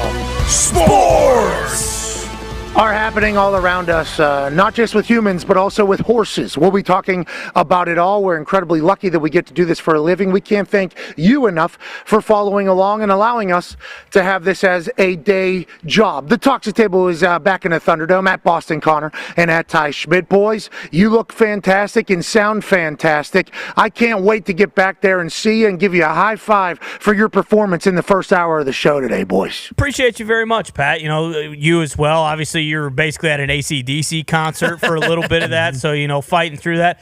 Hey, I don't know if if you see Gunther tonight, I don't know if he's back. I don't know if he's allowed there still. Do me a favor, smack him in the mouth for me. Smack him right. Okay, I will. You know, I will. If I see him, I will. Now, with that being said, I don't know if I want him to get a feel, Sure. you know, for the heat that's coming. I think there's a lot of wrestling. Hey, that's pretty sick, by the way. Yeah. That is, that's pretty nasty. Now, I got green eyes, which I think, you know, is the lowest percentage of people in the world, I believe, if you look up stats. I know blue eyes are obviously remarkable and beautiful, and I think brown eyes are magnetic. You know, my wife is a beautiful brown-eyed girl. But whenever I seen this graphic, I said, you know what? That looks like a guy that could potentially beat the man who's a world champion just a few weeks ago. That looks like a man who's supposed to be representing for all the good things whenever people try to bully their friends. You know, what Gunther did to Michael Cole and what Gunther did to me is just unacceptable. And who would I be if I didn't stand up for myself and Michael Cole, but not just me and him, but for everybody that maybe gets bullied or pushed around by somebody that doesn't like the way you go about doing your business, even though you got to do your business how the business is supposed to be done. Throws Michael Cole's damn near 60 years old glasses, pushes me over 3 chairs and a bunch of wires and then a table. Then he tries, what's he going to do? He's going to choke out Michael Michael Cole? Is that what he was planning on doing, choking out Michael Cole? I don't think so, buddy. I had the snakeskins on. Obviously wasn't prepared for a little bit of a brawl there with a former world champion, but things got to be done. You must ride for those who ride for you, which is exactly what I had to do there for Michael Cole. He would then attack me from behind as I was trying to get back to commentary desk because I thought it was all under control. And then speaking about riding for folks that ride for you, all the boys would jump the barricade, full chaos would ensue, and I'd end up being snoozed at. Now, tonight, I believe Gunther is going to be back in the building. How is this going to go? We shall see. But just know, I'm dumb enough to know that I'm not afraid of anything. Hell yeah. But I'm smart enough to know that I'm probably not supposed to win this. But in these hands, lightning. In this boot, There it is. Yep. bomb. So, any given moment, any given time in St. Louis this Saturday, I'm excited for it. And tonight, we shall see how it goes down. One half of the Hammer Dahn podcast. AP Tone is back there. Tone, good gambling week for you in boxing. I don't know how you did on ball sports or puck sports, but I do know, or horse sports, but I do know in the boxing world, you did great. I'm very proud of you, buddy. We need to take advantage of that maybe a little bit more often. Thank you. I appreciate it. You know, it's as long as you pay attention to what's going on in the sweet science, you got a good chance. And the Canelo Alvarez storyline with the Terrence Crawford fight coming up, you know, really gave some good tea leaves going into what this would be. Maybe going the distance, maybe win a unanimous decision, all those things. You know, a couple of the other guys, Munguia did not get the knockout that I was looking for. Munguia. Jaime Munguia. The Bacoli fight went the distance, which I did not see coming. The big boys, I thought they would knock each other out. But, you know, there was some good things going on there. The ball sports, I decided I'm never going to bet on the horses again. I just lose too much money doing that every single year. The ball sports was good. And then I was gonna bet on auto racing and F1, but I said, you know what, in your honor, you know, I'm just not going to do anything European anymore right now because of Gunther, so I decided G1 was not something I was going to do. Okay. I kind of respect that move. I kind of respect that move a lot, and obviously we can't hold it against all Europeans. What one Austrian asshole did to Michael Cole, which led to what's going to happen on Saturday. But to your point, let's go to 9-year NFL vet and G1 superfan, Darius J. Butler. There was a race this weekend, right? Somebody did some racing or cars were on. I saw they had a drone shot of the cars moving so fast. And I thought that was the actual race. I guess that was Legos. Tell me about this weekend. And were those, they were sitting in Lego-made cars? And is that a more exciting race than whenever they're sitting in the actual cars? You know, it was different. Yes. It was different, but there was a huge race this weekend in F1, and there will be a lot more weekends here in Miami. They got extended through 2041. Steven Ross and F1 made that agreement, so there will be many more races. And yeah, the Legos, that was an awesome piece of the drivers' parade. Over 400,000 Lego bricks. I think over 22,000 man hours to put these things together. Jeez, actually 1-to-1 scale, so life-size F1 cars out there. So all the 10 teams, 2 drivers in each car. They had a nice little drivers parade before the race. And also before the race, obviously there's a bunch of celebs down there always. Justin Jefferson, the biggest star in the NFL, one of the biggest stars in the NFL, he linked up with Oscar Piastri, who went out there and did his thing and actually won this race. So this is the 4th F1 Miami. Hey, relax, all right? This is his third win in a row. Only the 4th driver to win 3 in a row since F1 went hybrid. And now he's kind of, I think, square number 1 on that McLaren team. It was Lando who won this race last season, but now he is the number 1 driver, in my opinion. He is leading the driver standings as well right now. Oscar Piastri. Oh, there's the griddy right there. Oh, shit. Yeah, he made a bet with Jefferson. If he won it, that was sick. I mean, him and Chuck hit Gritty off. That'd be tough. But, yeah, he made good with his bet. I love that. Won it from the 4th position. So no one has ever won this race from pole position in the 4 races. And now you take a look at the driver standings. Both drivers from McLaren are up there at the top, 131 and 115 respectively. And then obviously the team standings in the Constructor Cup, they're up there on top as well with Mercedes and Red Bull. But yeah, F1 was exciting, as it usually is. And it was exciting in Miami. And Miami made a spectacle of it, as they will do for the next, 20-something years. Well, almost 20 years. As a guy who's driven on that racetrack down there in Miami, I got respect for the roads down there. I got respect for the barricades. I got respect for the bridges that go over top of it. Hilarious that we're extending it to 2041. Yeah. Well, we'll take this thing another 16 years if possible. How many extensions can you get? I mean, let's extend it out to 2,100. You might as well, especially if you're a part of the Stephen Jones family, who's making what, $50 million every single time they come down there, allegedly. Yeah, Stephen Ross is making. I think the last number I saw was 25% more than all the Dolphin season tickets throughout the year. So every year that they bring this down here, they make at least 25% more. And I think it'll only get bigger as they move the races into different spots. Everyone's trying to get to that Miami level because everyone wants a trip to Miami anyway. So it's panning out good. And as far as American auto sports go, Cadillac will be on the grid next year to make the 11th team. And I believe their headquarters are out here as well. So I'm looking forward to that. That's what we're talking about. Holy shit. That's what we're talking about. Yeah, Indianapolis, Indiana, the home of racing, Cadillac headquarters for F1. They're going to go do their thing. Thank you for that breakdown, and congrats to Oscar Piastri. I mean, what a gritty he did. I appreciated Justin Jefferson's content from down there, because if you talk to like 4 of the drivers, you're guaranteed to get one of the winners. Yep. What you just got to get Vanderstappen, Piastri, who's the others? Lando, and Lou and somebody else. Probably George Russell this year. Lewis Hamilton, he went to Ferrari this year. Really? Bill Russell. Yeah, it's not going great right now for Lewis. I appreciate Oscar Piastri did a terrible gritty before the race, and he did a worse one afterwards, but I like that Justin Jefferson went down there and had a good time. Shout out to the F1 folks doing racing, and shout out to the Lego people that pieced that together. May the 4th be with all of them. Happy birthday to my daughter, by the way. That was a great thing this weekend. She turned 2. I celebrated the hell out of that. It was great to see her. Also, a lot of Star Wars stuff happening yesterday and Lego stuff stealing the weekend. Joining us now is a guy who was part of one of the biggest stories in the NFL this weekend down in Louisville, Kentucky. Although he had a suit on and his fingers were busted and he was smoking a bunch of cigars, this guy could have got to the bottom of it if he wanted to be a journalist. Or will he be a member of the Sovereignty? Ladies and gentlemen, AJ Hawk. Yeah. AJ, did you do any second place horse down there? Did you do any journalism? Aaron Rodgers is married. Was that a wedding party you guys had down there? What the hell was that? It was not a wedding party from what we knew, but yeah, all of us were a bit surprised. We showed up as well, and to tell you the truth, I don't really know. I don't know if I have any answers for you when it comes to that situation. He's very private and mysterious when it comes to things like that, and this is definitely one of them for sure.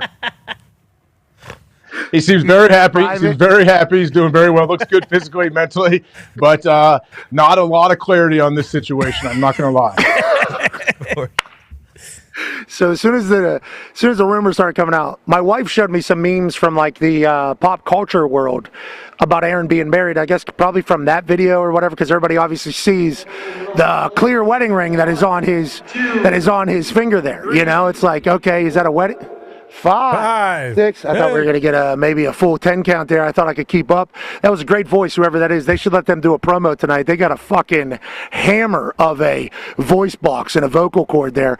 But obviously, they picked this up as this guy's married, and he put left hand over top of right hand, too, during photo. If he was trying to hide that, you know, he could go right over left. He was doing left over right, almost trying to showcase it. So as soon as I see that, I text AJ. I go, AJ, what's going on? Your text back to me is one of the greatest things I think I've ever read, because what you just said there is he's very secretive and mysterious in what he does. That is basically what you said. Now, let's talk about the vibes. You said he's very happy mentally, physically. Did football get brought up at all, or are we just trying to enjoy some horse racing and the boys all weekend? Well, you see Ed Berry in the background right there. Ed, the agent to all the stars and upcoming stars. We know that. But honestly, football did not. Oh, no. It's got it kind of brought up too much. I mean, I feel like you said it, like the whole wedding ring situation kind of overtook the weekend before football, I think. Okay, so let's talk about the race itself. Did any of you guys have sovereignty? You guys wanted power over journalism? How were the bets? Any of the boys win? Yeah, we won a little bit here and there. I always go in and partner with Matt Flynn on every single race, and we go in together. Luckily for Flynn, he put sovereignty in a couple trifecta situations, so we won some money on that race. But I believe Randall Cobb had sovereignty straight up and took him, so he was juiced that whole time. Shout out to Randall Cobb getting it done. It was a little bit of a mud track there, and journalism just couldn't keep up. You know, that's the journalism in 2025 just fading away. Sovereignty kind of taking over. Can't get through the mud. creates a lot of mud. Just can't get through it. Since the beginning of time, journalism has been striving and striding through mud. That's the kind of their business. Now sovereignty, absolute power, ends up taking the lead and getting a big-time win down in Louisville. We wish for freedom and unity to win next year, but the fact that there was a McAfee horse that was trending towards the Derby, that would have been... I know nothing about the horse. I do not own the horse. Did not have anything to do with the naming of the horse. Never met the horse. But there was a McAfee horse that was racing through this season, eyeing Kentucky Derby. Imagine if that horse, instead of studding on a couple nights before these races, just like cold tubbed and stayed focused and won a little bit. We would have had McAfee in journalism potentially down the back. I mean, that would have been awesome. It would have been, for me, it would have been great. Joining us now is another man who does journalism at the highest level. You would never expect it, especially with his accent, the way he talks. He's a former 5th overall pick for the Pittsburgh Penguins. He is a founder of Pink Whitney, which is a drink that has really captivated the world because of how delightful it is, while also getting you pretty boozed up. Ladies and gentlemen, co-host of the Spittin' Chicklets podcast, Ryan Whitney. Guys, it's a pleasure to be here. Thank you so much for the invite. What an intro. Just thinking of a horse doing a cold tub had me laughing even before this started. So appreciate it very much, Pat. How you been? Hey, no problem. Yeah, they got those big tubs. You know, you need big tubs with a lot of water to get those horses in there. McAfee was boozing. He didn't even get any of that lotion that old, Blunt Baffert was rubbing on his horse's ass. Yeah, I think if you would have asked McAfee, that horse, hey, you want to take a little extra? You want to do a little? I think McAfee would have done it. Anything to get to the big dance.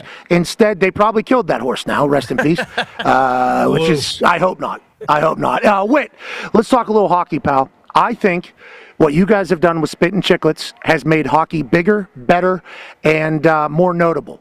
So I appreciate the hell out of your work, especially for the fact that you have ties to the Pittsburgh Penguins. Let's talk about this playoff series, or this playoff group as a whole.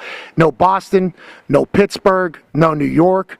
What are your thoughts on going into the playoffs, what it was going to be, and where we stand right now after a double overtime thriller last night on Sunday? I think there was some worry about maybe, some fringe hockey fans who just really get looking forward to the playoffs about some original 6 teams missing, the ones you just mentioned. And to me, it's like following the season all along. I knew we were going to have special matchups. I never pictured for a second the first round we just got. I mean, I understand the popularity of the NBA, but like if you're watching some of these playoff hockey games and then clicking over to an NBA game, it's just the excitement level is so different. And then we had all these storylines from Tom Wilson almost killing someone and changing that series in the Bell Center in Montreal to 2 Game 7 comebacks. I read a stat. There was three times in the history of the league a team was down by 2 or more goals in the third period of a Game 7.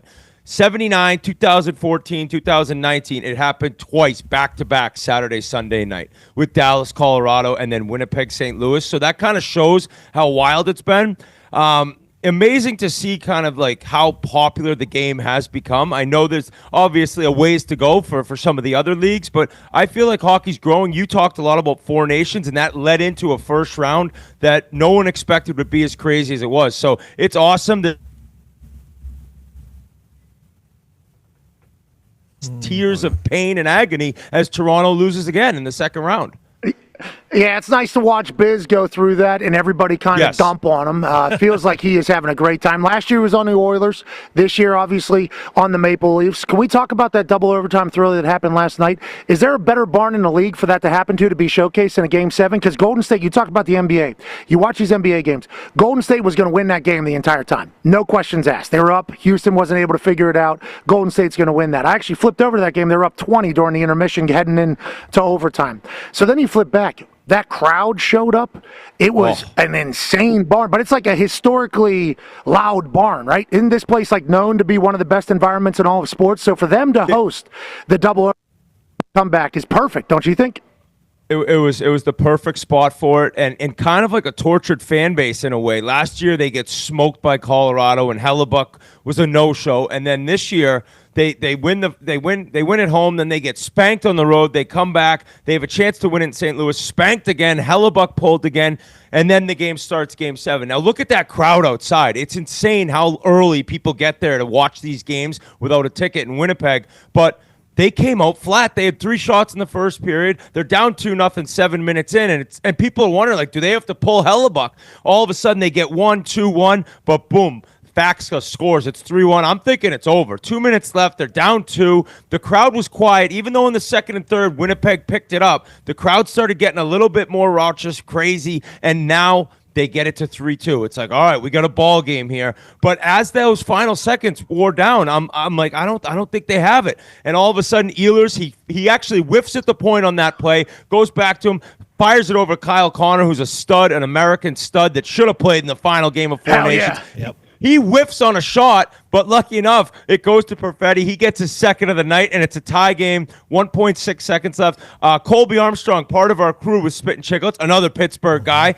He was saying, he was in the building, he's like, I've never, ever experienced anything like that. You couldn't hear anything. You're looking around. You're jumping around. It's a sea of white, and they move on. And that's without Mark Scheifele, their best forward, and Josh Morrissey, their best defenseman, only played 2 minutes before he left with a shoulder injury. So just a scene that was insane. I mean, the night before, Dallas had no chance. That was times 10 having no chance, being down 2 with 2 minutes to go, and they make it happen, and then in a thrilling victory in double overtime, that's it. Unreal story, and I'm happy for the people of Winnipeg. They need some good things to happen to them up there. Yeah, amen. And I'm telling you what, they willed it into happening, I think. The way they've showed up for the playoffs. I don't know if that's all year, but you talked about that outside shit. We started noticing that and talking about that the last couple of years. I didn't know that happened. That's the whole city shows up for that. Like the whole, I don't know, what do you guys call it? Province, I guess is what they call it. The whole goddamn province seemingly shows up for this Winnipeg team. For them to get a big win, awesome. Let's talk about one of their dogs. AP Tone has a question for you, Whit. Yeah, Whit. Neil Pionk, because of the defensive injuries, plays 46 minutes of ice time, has 3 apples last night in the game. Like, what is that? Yeah. What does the 46 minutes of ice time compare to? Like, is that just absurd? That's crazy. That's basically you're on the ice half the game, which is like kind of unheard of. I mean, it was a little more big back in the day. Chris Pronger, Nick Lidstrom would play 30 minutes in most 60-minute games. But for this guy to do that with their number one guy out, now he was thrown in. I'm not thrown in, but he was part of the trade when Jacob Trouba was traded to the Rangers years back. Oops. But people didn't expect much. And he's turned into a legitimate number 2 defenseman on any team in the league. They signed him to a long extension right before the playoffs began. And then to show up the way he did, and even that play in double overtime, like he's kind of dancing the blue line. He makes sure he gets that shot through. And I was just happy for him because to step up that way when your team needs you, after signing the extension too, to make it like that, you're that much more proud of yourself, you know? And it's all about the team in hockey. We always talk about that on Chicklets. But this guy, he showed up. He did exactly what they needed. And now he's going to have to do more of it because I don't know the Morrissey status. But Pat, quickly about the celebration outside. There was a video made of basically like the governor of the province. I don't know what they call him up there. And the mayor of Winnipeg. They leave the game and they're sitting there doing a video and they're like, everyone's allowed to be late to work tomorrow. Like this is just hockey country. There's nothing like it in Canada. And we got 3 Canadian teams in the Elite 8 for the first time in 21 years. So it's going to be a special second round too. Foxy, can you go back to the beginning of this video and turn the sound up? This is when they score in double overtime.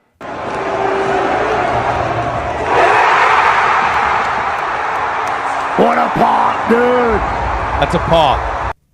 That is a pop. And they were down 3-1, obviously, with 2 minutes left. So a lot of those people could have bailed. They chose not to. The place is wild. Now, a lot of pressure on them and others. Go ahead, AJ.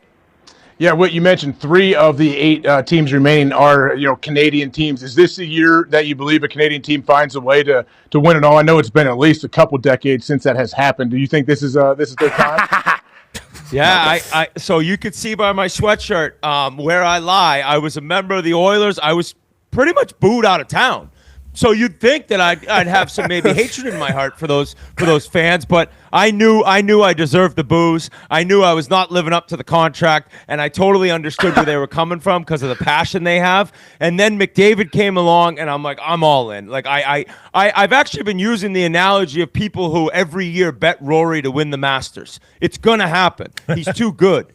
And now it's Connor McDavid. He's going to win a Stanley Cup. And every single year it's difficult. The West is better than the East. And now they got to go through Vegas. This is going to be an enormous test. They were dead in the water against L.A. until Jim Hiller, the L.A. coach, had a fumble fuck of a challenge in Game 3. All of a sudden, they win 4 straight. They're moving on. So I think it could happen this year. I think Edmonton has the best chance of the Canadian teams, then Toronto, then Winnipeg. Winnipeg fans get on me a little bit. I'm not totally sold on them. So happy for them and an amazing thing. But until Hellebuck turns into Hellebuck in the regular season, in the playoffs, I really can't trust him. But it's been 22 years, I think, or no, 32 years. 93 was the last cup in Canada, the Montreal Canadiens. Yes! So that's a long fucking time for a nation USA. Yeah, USA. exactly. Well, Biz was on with you guys, and he was saying it's mostly Canadian players on all the rosters, but I told him, I don't care, buddy. It's American cities. Well, let's actually talk about a Russian on a roster in America's capital. Go ahead, Con Man. Yeah, Whit, the Ovechkin and the Capitals have kind of had the headlines for a lot of the season because of the goal chase. Obviously, he gets it done. We just had a graphic up there. The Capitals are plus 900. They got the longest odds to win the Stanley Cup, and they're going up against the Hurricanes in this next round. How do you feel about these two teams? Do you think, Ovechkin and the boys in Bands Maker Dance might have a chance to go on a run here, or will Brind'Amour finally get the job done for Carolina? So I like Washington in this series. I've really flip-flopped on them. I think end of November, I was like, they're going to come back to life early in the new year. I don't think they can continue, and it's just kept going and going. They rebuilt their team. Last year they were in the playoffs, got smoked, swept by the Rangers, looked like they had no business, and I was like, it's going to turn into just the Ovi goal chase, and that's kind of it for the Caps. But they brought in some big names. Jacob Chikrin's been excellent there. Dylan Strome wasn't even given a qualifying offer from the Blackhawks years back. He's been like Nicholas Backstrom for Ovi earlier in his career. And Washington's a big, tough team. Tom Wilson is a unicorn. I know I'm copying Biz on that one, but he puts the fear of God in other players. And Carolina, while being faster than Washington, they're not an overly physical team. I think Washington's going to be able to get that done. If you remember years ago, the other Russian on Carolina, Svechnikov, he squared up with Ovi. If you want to YouTube that one, I don't think he's going to be doing it again because Ovi KO'd him. So Ovi could score goals, and then if you want to fuck around, you find out. But I like Washington. They're big, they're strong, they're tough. They have a great locker room vibe. You'll see interviews and the way Spencer Carberry talks to the team after in the locker room when the videos come out, it just seems like a great group. They signed Nick Dowd, who's a fourth-line center there, to an extension at the end of the year. He chugged a beer in the room in front of the boys. It's a fun group. I like Carolina's team, but I just think Washington has something special going. And Logan Thompson lost his job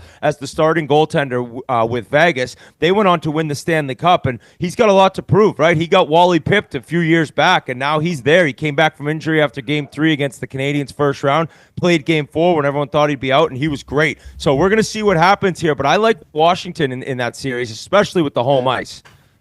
They're currently the underdogs. You can get some good money on Washington against this raging Caniacs down there in Carolina. You talk about the team. We got Ovi on because he had a required media, I think, with ESPN. So we got him on our show. And it was, honestly, we knew this was wild that it was happening in the moment that it was happening. He starts the thing, I don't know if you saw this, by introducing every fucking human on the plane. I'm surprised he didn't go up and show us who the pilots were, but like he was like, this is Bob, say hello. And then Tom Wilson goes up. I call him a son of a bitch because obviously everything he's done with Pittsburgh. But you talk about how tight that group is. For them to be able to like kind of put their egos aside. I guess that's hockey as a whole. But the whole year, to your point, was just Ovi. They had Ovi Cam. They had a full-time Ovi Cam on him. Yep. All those other guys who have had a lot of success on that team could have kind of got a little bit jaded by it. Instead, it feels like they rallied around it because of who Ovi is. This guy, obviously greatest goal scorer of all time. I don't know if that's what you're saying in hockey world, but like he has the stat that can back that up. He'll be considered, where will he be considered whenever it comes to like great hockey player in the history of hockey as a whole? Because it feels like he lives up to everything the hockey players are. Obviously, he's great on the ice, works his dick off, loves to have a brew or two, loves the lads, positive in the change room. It's like he's a beauty, right? As an all-timer in this entire thing. How do you guys judge him? An all-time legend. I've talked to a few guys like TJ Oshie, just kind of asked about him, right? Because unless you've played with Washington, nobody really knows him, and then they just smile when you ask him. They're like, Ovi's something else. I mean, the guy is crushing Dr. Peppers on the bench. He's hammering Cheetos every day before the game with a Subway sub. It's like all the new age of protein shakes and no alcohol and working out. Ovi's like, None.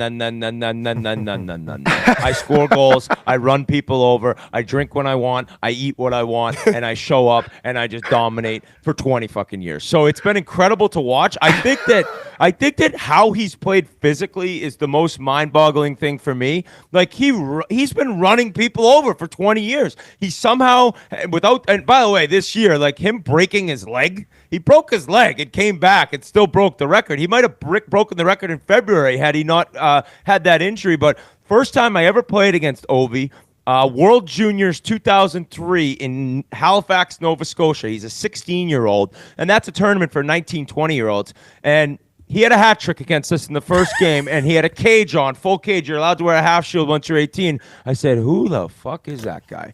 And he also ran a couple guys over that game. So it's been amazing to witness and be a part of. And I actually, it sounds a little soft, but I was watching with my sons when he broke the record. I made sure we were watching that game, and I was like a little emotional just thinking like that's an all-time NHL record everyone said would never be broken.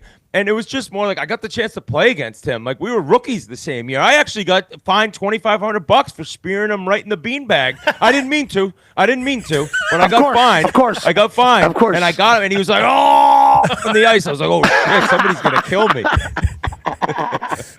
Tom Wilson would have been that guy if he would have been around. Thank God he time. wasn't in the league, Pat. Thank God he wasn't in there. Yeah.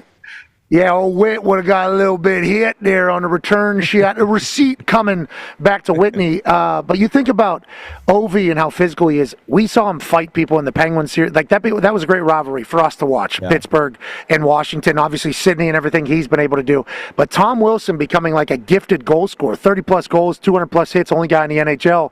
It's like I love that team. I love everything they're about. I also love everything going on down in Florida because South Florida is not supposed to be the home of hockey, but it certainly feels like it. D-Bud has a question for you, Whit. Hell yeah, new hockey town, Whit. But we talked about a great locker room. It's an absolute great locker room down there. Is what great change room, as we call it. But with all the guys getting back together, how do you see this series going? As we call it. You're right. I was out there, Pittsburgh in the change room with the lads. But how do you see this series going with Toronto down here with the Panthers? I think Craig Berube being the coach of the Leafs, winning the Stanley Cup with St. Louis, being a no bullshit guy changes this Leafs team. I think they're more mature. I think they're more patient. And I think they're still going to get completely dominated. And it's nothing really against them. It's just Florida has this bully mentality. Like they go into games and they say, we're going to drive you insane. We're going to spear you. We're going to elbow you in the head. We don't mind guys taking suspensions. This is how you win a cup. And there's people who hate watching them. But what does their fan base love? They love the Panthers and they love the way they play. And they're able to continue to come at you wave after wave. They got physical guys, they got rats, they got skilled players, and they have one of the best goalies who will be a Hall of Famer in Sergei Bobrovsky. I mean, you look at this Sam Bennett goal on the screen right now. Sam Bennett will put his elbow right through your chin and then laugh as you're sitting there with a broken jaw looking up at him. Like, they have sickos. They have, like, sociopaths on their team, but that's what wins Stanley Cups. It sounds crazy, and there's so much skill that goes into that. So I think the crowd has become amazing down there. I played there for 7 games before my NHL career ended, and I was sent to the minors, and it was a dark time, and it had been a dark time for a long time in southern Florida. Oh, yeah. And now they've just turned into a wagon, and they'll beat you with skill, they'll beat you with brawn, and they'll really, really shove it in your face after. So I like this Leafs team, I do, but Brad Marchand's on their third line. Like, you say that, I mean, that's like enough said. That shows the depth, and that shows what that team can bring every night. So I like Florida in 6, maybe 5. Biz is saying we'd have to beat him in 7. I know he knows in his heart that they're in one. Biz knows. Yeah, and I think that's why he's so loud. I know that's why he's so loud. And every time he gets a chance to talk to Kachuk, I saw him doing some real journalism on Spittin' Chicklets on a clip this morning. Yeah, it was. That was a lot of heavy questions he was asking. As soon as he came on the show, Biz just started unloading. Hey, we can do any late hits. What do you think about this? He just started unraveling on it. I mean, it was real deal. I think he knows, though. That's why. He's trying to help. He's trying to get into Kachuk's head. He thinks he can be the 6th man off the ice for this Maple Leafs team, I think, personally. If you put a lie detector on him and asked him, are you on the Maple Leafs? Like, he's he's saying yes, and he's passing the lie detector. He's completely deranged enough to think, like, I'm a part of this team. He said that they picked him up on waivers the same time the Coyotes did, but the Coyotes were lower in the standings. He's like, I would have been a Leaf too. But I said, all right, bud. But Kachuk came on, and he's dropping Ekblad steroid bombs. He's talking about Kachuk's late hit on Jake Gensel. And it's funny, Jans was, what are you doing? I just brought one of the best players in the league on the show. But Biz, I knew when I saw him pop on, I go, he's in Leafs mode right now. He's lost in the sauce of the Leafs. And this is not going to be softball questions. And he said after, I don't give a fuck. I'm not asking softballs. I'm about to go to war with this guy. I said, Biz, you work for TNT. Biz threw confetti. He had a speech and confetti falling from the ceiling when they won the first round against Ottawa. They were the 7th team in the conference. So I love his passion, and I love the fact that he truly, truly believes it's our year, as he says. But 1967 was a long time ago, boys. And the Florida Panthers. Long time ago, brother. Oh, they don't give a shit. The Panthers, they did it to him 2 years ago in Game 5, and I think maybe they get one more game this year. It goes to 6. Okay, so my question on, you talked about the Dogs and how Marchand is the third liner. Boston Connor gave up on the Bruins because they traded Brad down there. It's true. It's true. I don't blame you, Connor. He was so pissed. How'd that happen? Did everybody in the league know that Marchand was available? And how does he go to the Stanley Cup champions? Like, how is that even possible? Yeah, legitimately, how is that even possible? As soon as it comes up, we thought it was a lie. We thought it was like a NHL send-tell tweet. We didn't even know that it was possible for Brad to leave. What the hell happened there? How did we get to that spot? And what are the Bruins going forward, Whit? Wow, that's a tough question. The Marchand aspect of it, he wanted to be a Bruin. I mean, Patrice Bergeron, they came up together. I think he taught him everything he knows about leadership and how to be a leader and a professional. And he wanted to retire a Bruin, but they lowballed him. They really did lowball him. He wanted to stay there. And at one point, he said, I'm not signing this deal that you guys are telling me. Take it or leave it. And then he ends up in Florida. Actually, I believe that was Don Sweeney and the Bruins kind of doing him a solid in a way, like giving him a chance to go somewhere where he wants to win or has a chance to win. I mean, I respect that, though. I respect that. Like, if you're going to lowball him, at least help him out on the way out. So they sent him to a team that did not need him. Let's put it that way. For Panthers haters out there, anyone who hated the Panthers and didn't want to see them repeat was just like, oh, fuck. That's where he's going? That's the last place the league needed to see him go. It's Bennett, Kachuk, and Marchand together. It's just 3 lunatics running around that can all score, too. So I think that the Bruins now are in a really tough spot. They have a great goalie. They have a great defenseman, and they have a superstar forward. Swayman, McAvoy, Pastrnak. That is an awesome nucleus. But after that, there is not much. And a lot of years of really tough drafting has put them in a spot where, while being an original 6 great hockey town that can get free agents, it's hard to win with just doing it through free agency. You need guys on entry-level deals having a big part of your team and a big part of the success, and they don't have much coming for prospects. So I don't know if they end up really tearing it down. Maybe Swayman gets traded. This is all kind of crazy talk. Or they're able to reload quick. They need to get rid of Sweeney, okay? Sweeney needs to go. It's time for him to pack his bags. You just said, how's this guy have a job if he sucks at drafting and then he trades Brad Marchand? Like, what are we talking about? You said that, not me, but I think everybody in Boston, as far as Boston sports goes right now, you know, the Celtics are the Celtics, the Patriots are the Patriots for Vrabel, the Red Sox are even winning games. Like, Sweeney is public enemy number 1 in New England. Like, how's this guy have a job? When are they just going to cut his nuts off and let him go? So if I shut my eyes right now, like I'm in the Erie pub in Dorchester right now talking to a local that is disgusted with the Boston Bruins and Don Sweeney. I don't know. That's what Connor is, yes. Yeah, I it's a great question.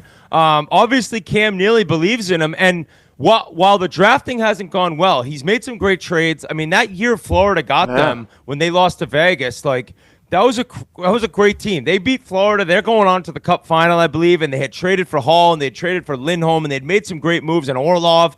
But the drafting part of the game now is so important based on the salary cap and having guys making $850, $900 for 3 years that are doing something for your team, and they don't have that. So I would think if this year's a disaster too, maybe they look to make a change. And I thought that they might this season, but it seems with the success they've had in the regular season that Cam Neely is willing to keep Don Sweeney and believes that he can be the guy that gets them back into prominence and as a cup contender. I don't know. That is a huge source of contention in this city right now. I'll say that. Yeah, pretty loud. As soon as it happened, the next day, Connor basically said, burn them all. Burn the Bruins jerseys. I'm out of here until that guy's out of here. Mm-hmm. It's nice to know that that's how everybody feels up there. Before AJ has the last question about the current playoff setup, let's talk about the playoffs and what they're missing. And you could feel it, Whit. You know. Depends. Crosby. Bingo. I'm sorry to interrupt you, Pat. It's your show. But I know what you're saying. I know where you were going. Right? Sidney Crosby. He needs to be in the playoffs. World. This guy deserves to be in the playoffs. He threw a football. I don't know if you saw it, for $1 million. This guy threw a 30-yard football throw. And I talked to him the night before. I talked to Tanger, great guy. Talked to Gino, hilarious human being. Talked to the boys. I go, hey, you guys are going to come up. I appreciate you doing this. Ben Roethlisberger is going to throw a football for you guys. Just kind of give him motivation. And Tanger goes, Sid's not going to let somebody else throw a football for him. I'm like, what do you mean? He goes, Sid will throw. And Sid will make it. I'm like, I haven't even told you what the throw is. He goes, Sid will make it. Like, this isn't even, that's how they literally spoke about it. So then I go up to Sid. He shows up like 20 minutes later. He must have been doing some sort of training or recovery or whatever. And I go, Mr. Crosby, it's an honor to meet you. Thank you for everything you've done for Pittsburgh. I've gotten so inebriated because of the success that you have had on the ice alongside these boys here. So thank you for everything. And thank you for coming tomorrow night. Ben Roethlisberger throw a football for you tomorrow, or you think you'll throw it? I'll throw it, he said. I was like, okay, good. It's going to be about a 25, 30-yard throw. He goes, I have no idea what's going to happen. Tanger yet again goes, he's going to make it. This is no questions asked.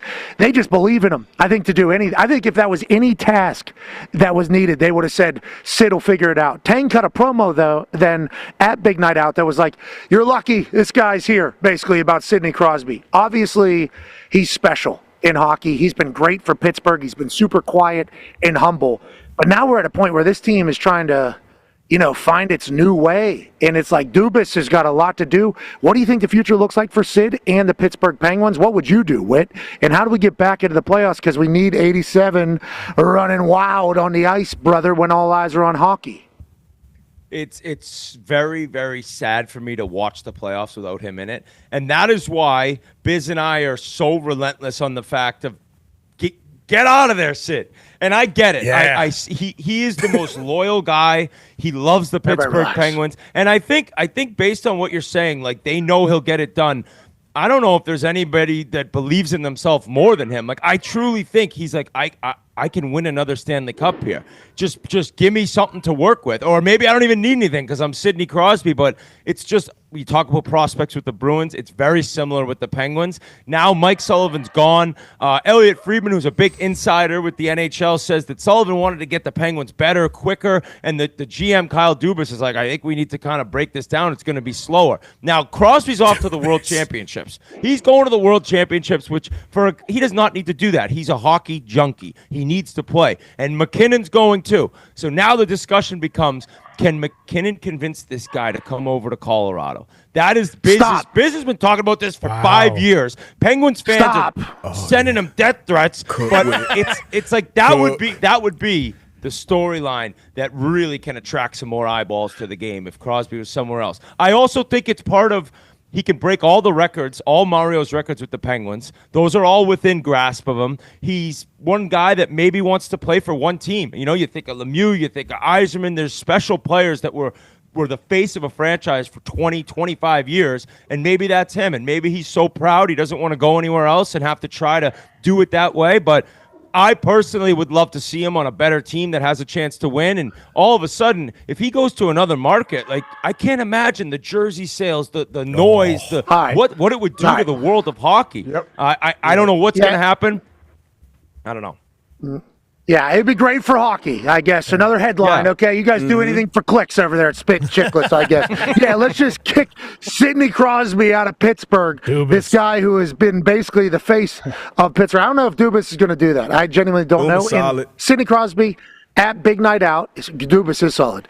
At Big Night Out, and he said Hazy potentially get an extension too. I mean, they were having conversations behind closed doors. Hazy was pitching league men for another couple years to Dubas while I was sitting there. What a beauty that guy is. But Sid on Big Night Out said, we're going to do this for a couple more years here. And that's all I need to hear. Okay, Sid wouldn't lie to me. Sid wouldn't lie to Pittsburgh.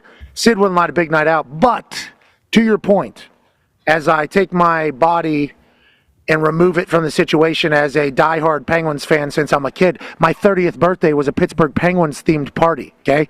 As an adult, I did that. Had a penguin fucking cake out there. So as I remove that from it, Sydney getting traded would be huge. That'd be huge, huge news. Him going to a contender, huge news.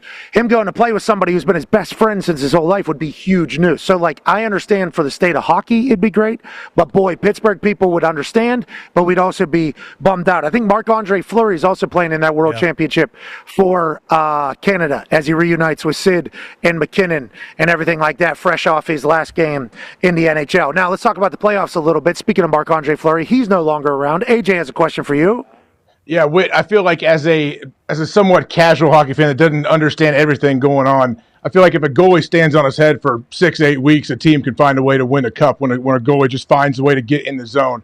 Out of these 8 teams left, who do you think has the best advantage at the goalie position? I know D-Butt's in studio there. He thinks Bobrovsky, obviously, he's been a big mark of his for a long time since he got to Florida. Yep. Who do you think has the advantage when it comes to goaltending? I think it is Florida, and obviously it's recency bias. Bobrovsky did that last year, and he's just a machine, like his work ethic. They lost 3 straight in the final. Then they had the 2 days between game 6 and 7. He took a day away from the rink, went down to the beach, just kind of collected his thoughts, and was a beast in game 7. So I'm very surprised if Stolarz is able to outplay him, especially considering he was the backup for him last year on Florida. Now he's in Toronto, so they're facing each other head to head. After that, though, this Jake Ottinger, he is just a calm, cool, collected. The otter. Damn right. Damn right. The otter. Yes. There's never you never want to see guys get too high or too low. Like the roller coaster of the playoffs, you got to be even keeled. And it seems like he's dialed in right now. He's very confident in himself, and Dallas's depth in front of him makes it easy for him some nights. So now, Hellebuck should be a guy that you're like, he could win Winnipeg the Stanley Cup. Swiss but cheese. For some reason, the Swiss cheese there. Swiss cheese on the road, at least. Yeah. So I think right now it's Bobrovsky for sure. And then Aiden Hill, 1-1-2. So he's in Vegas. Unfortunately, my team, we have 2 goalies. We have no clue who's going to be playing if they somehow win the series in the clinching game. We're starting our backup to start the series who just won 4 straight because our starter couldn't save the puck. So my team is in the worst spot goaltending-wise. But you're right, AJ. You catch a goalie on a hot streak, you're possibly raising the cup 2 months later. Yeah, can a goalie get hot mid-playoff run? You guys have 2 goalies, which means you have no goalies. And then Hellebuck is not playing as great. Can he get hot again? Or is it normally once a guy gets into playoffs, that's kind of the zone? I think that you can figure it out midway through. I mean, even last year, Stuart Skinner, the Edmonton starter, even though he's not going to start this series, as you just said, he got pulled in the second round against Vancouver, but then he was phenomenal in the third round against Dallas and even the Cup final against Florida. So you could figure it out. Hellebuck, what I could see happening is them getting through that. They scored 2 goals while he's on the bench to tie up game 7. But maybe it's just the relief and the weight of the world off his shoulders of getting through the first round where he is able to turn it back on. Something clicks where it's all right, fuck it. We just won with me playing like shit 3 of the 7 games, and now we're able to just dial it in. We're playing Dallas. I got another great goalie I'm going against over there. I'm going to be the Vezina Trophy winner, who he's going to win his 2nd, his 3rd in his career, 2nd back-to-back, and he might win league MVP. So maybe getting through the first round for him was all he needed to find his game again. And if that happens, Winnipeg could beat anyone. It's a big if, but that's the ability to pick it up after you've been struggling is a crazy thing. It's mental toughness. So I don't think you have to be hot off the start and ride it all the way through. You can find something middle of the playoffs and then go on this crazy run. And that's what Winnipeg would need to have happen with Hellebuck. Maybe dabbles with a little ayahuasca. Sure. Doesn't that reach second age? You know what we've learned? Yeah, I mean, that could help. It could help or hurt. We don't know. Could get married. Both ways. That's what the McAfee horse was doing when he was supposed to get ready to race. He went the wrong way. Guy got lazy instead of got more driven. Yeah, I guess that can happen because it's coming out of the basement in the attic from what we know, right? Whenever we're talking ayahuasca, you got to really commit to that. But you got a chance maybe you start standing on your head afterwards. We don't know. Give it a go. Somebody who got a little zipper burn whenever you mentioned Otter being a top guy in the back. Gumpy has a question for you, Whit. Yeah, Whit, we keep seeing Robo and Heiskanen on the ice. Do you expect them back earlier or later in this series against the Jets here?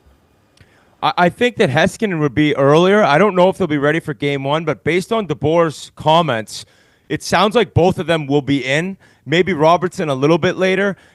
The fact that they beat Colorado without those two guys, and McKinnon said it right after the game. He goes, they didn't have their best forward or their best defensive. We still couldn't beat them. I don't know what we do now. Like, just total shock and disgust. So you get those two guys back early in the series, they're going to be so difficult to beat. I do think that Heskinen's a little more important to me. Robertson's a complete stud. After Four Nations snub, he went on a tear, just ripping through the league. But Heiskanen, that's 28 minutes. He's averaged 28 minutes a game in his playoff career. He's one of the best skating D in the league. Harley's awesome, but to add that, that's a game changer. So I think if anything, if they had to choose, they'd rather him back sooner, but they need both to get it done, to win it all, I'm saying. I think they could get by Winnipeg even without Robertson. I think we're going to see both, though, and if they can get out to a lead, that's the best part about possibly starting off the series with a lead is that you almost can rest them a little longer. All right, we could lose game 3 if we're up 2-0. We don't need to push them. Let's save them as long as we can. But when they come back, that's just a disgusting team. And the fact DeBoer is 9-0 in Game 7s, like that, to me, I don't even understand. The odds of that is just nuts. I think it's with 4 different organizations to never lose a Game 7. I don't know if we'll ever see something like that happen again. Yeah, whenever you're the Steph Curry at Game 7s, it's got to feel pretty good. Dallas Stars have a chance. Who's going to win this whole thing, Whit? Who's going to win the Stanley Cup? Who's lifting Lordo at the end of this? My heart is the Oilers. My heart is the Edmonton Oilers. My head is telling me Florida's going to do it again, and it disgusts me. It makes me sick, but I just don't see how over the course of 7 games, like, you can beat that team 4 times right now. And injuries play a huge part of the playoffs. Everyone knows that, but with them healthy, I don't know if they can be beat. Hell yeah. All right, we appreciate the hell out of you joining us, and thank you for everything you've done for hockey and for the city of Pittsburgh, Whit. Okay? We would never boo you out like Edmonton did. I would like to see I got booed out of there too, chest. Pat. I got booed out of there too, but I appreciate it. I love you guys. Great show, and thanks a lot for having me on. It's appreciated. You're the man, ladies and gentlemen, co-host of the Spittin' Chicklets podcast, founder of Pink Whitney. How's that going? Very good, I assume. Yeah, it's great. I mean, it's a drink for younger kids, kind of an odd thing to say, but 21 drinking age. All right. 21 drinking age. Of age, ladies and gentlemen, Ryan Whitney. Like seniors in college. Kind of an odd thing to say. It's hard to see why people like that show. I don't like the way it sounds coming out of my mouth, what I just said here, but it is a little bit for younger people, 21 and over, obviously, if you're in Canada. 19 and older. Yeah. Biz and him just yelling at each other. Yeah, it is that Kachuk clip whenever Kachuk comes on. And Biz just starts rapid fire, everything negative possible at him. Like, just as soon as he got in, bum, bum, bum, bum, bum. But I think the reason why Biz is doing that is because exactly what Whit said. This Florida team has a chance to do it again, D-Butt. You're going to be lifting Florida again. In your short hockey fan career, you're living quite a high life over there, brother. Yeah, I'm looking across the stage at Conman, and he's next to Larry O'Brien. It's like, damn, it's a good chance we both run it back. But, yeah, he talked about health there, and obviously Chucky missed a big chunk after Four Nations, but he's back. We got Marshy in the fold, obviously. Bobby, he's doing his thing. When he's standing on his head, we always got a chance. Ekblad, he had the 20-game suspension. He's came back. He's got one more suspension tonight, and then he's back. So we know how it is, just like in football, just like in other sports. When you get a group of guys who have that continuity, you got a great coach in place, and you get healthy and you get rolling at the same time, you know, belief is a hell of a thing. Right now, co-favorites, I got all the faith in the world in the boys. Drove by Elbow Room, too, yesterday, and it's buzzing. Yeah. It was an air show over there going on, but it was buzzing. Air show? Did we see any UFO-looking things flying around, or what was it? So the weather kind of threw some of it off, but, you know, seeing some of those fighter jets, you obviously hear them before you see them. So hearing them for about 10, 15 seconds before they actually show up and then, you know, do their thing and then get the hell out of there and you still hear them, like, that was dope to see. But, yeah, man, the boys are buzzing. I'm excited. And NH, like, hockey playoffs, even as a kid, I don't care if you've never watched hockey before in your life. If you watch the playoffs, that will make you somewhat of a fan. It's unbelievable what these guys do. I agree. I love playoff hockey. It is majestic. We're lucky we're in there. I wish the Pittsburgh Penguins are playing, but nonetheless, we shall watch the other guys fly around at 25 miles an hour. Let's talk about Scottie Scheffler. What was that? That was light work. So is he playing putt-putt and everybody else is playing golf? What the hell happened here over the weekend? Did you see? He had a minus 31 for the weekend. This is one of those courses that you wouldn't expect Scottie Scheffler to drop the ball. Didn't even give a tap. Well, check, shit. 31.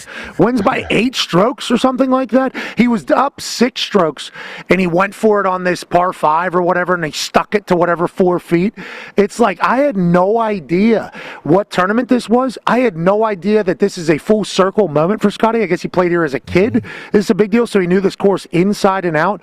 Are we in another Scottie Scheffler season? Is this what this is going to be, Foxy? And what a weekend of golf for old Scottie, pal. Yeah, I clicked it on for literally 5 minutes. I saw how far he was up, and I said, yep, I don't have to watch this today, which sucked because there was no sports on until very late. But, yeah, we're kind of in that era. Like, I don't know if I've ever turned the TV on and seen someone so dominant since Tiger Woods, I would say. So it's awesome to see, and it was so cool that it was in his hometown, which everyone talked about all day long. Yeah, Pat, the thing... Yeah, that... Sorry, no, the thing you were talking about was he played his very first professional tournament there. So that was the full circle moment. Minus 31 ties a record for lowest score of all time on the PGA Tour through a tournament. And then he was also minus 22 on the front 9, okay? And then second place of the tournament was 23 under. So if he played the front 9, he would have came in second by a stroke. But for a lot of that tournament, just the front 9, he would have won. Yeah, he was hot. Legend. Yeah, that cowboy is back down there in Texas doing his thing. Scottie Scheffler, we appreciate being alive during your run. AJ, he has it all, including the moxie and swagger of a man who's been arrested before, because he has. So don't just, don't just think you're getting some yuppie nerd here. No, this guy has done hard time, and he's still been able to come out and put on a great golf show. He's not as exciting or electrifying on a microphone. Who cares? 31 under through a golf tournament? That's unbelievable. It doesn't matter if the live guys were there. He's playing a course every week, and he's beating the shit out of that course every single week. Shout out to Scottie Scheffler, AJ Hawk.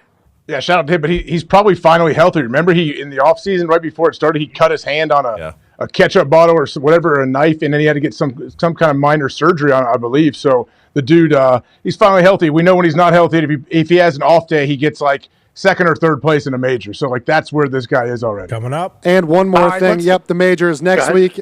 PGA Championship. He is the favorite now. He overtook Rory McIlroy. Shocking. Yeah, I'm betting on Scottie Scheffler anytime he's playing golf ever.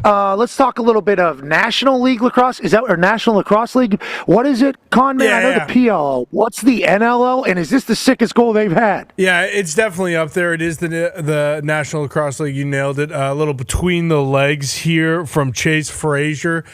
Just fantastic. These goalies are much more like hockey goalies in the NLL. That's kind of what separates it. It's all short sticks. Just nasty. I mean, with the bucket on, you really don't see some filthy mitts like this very often.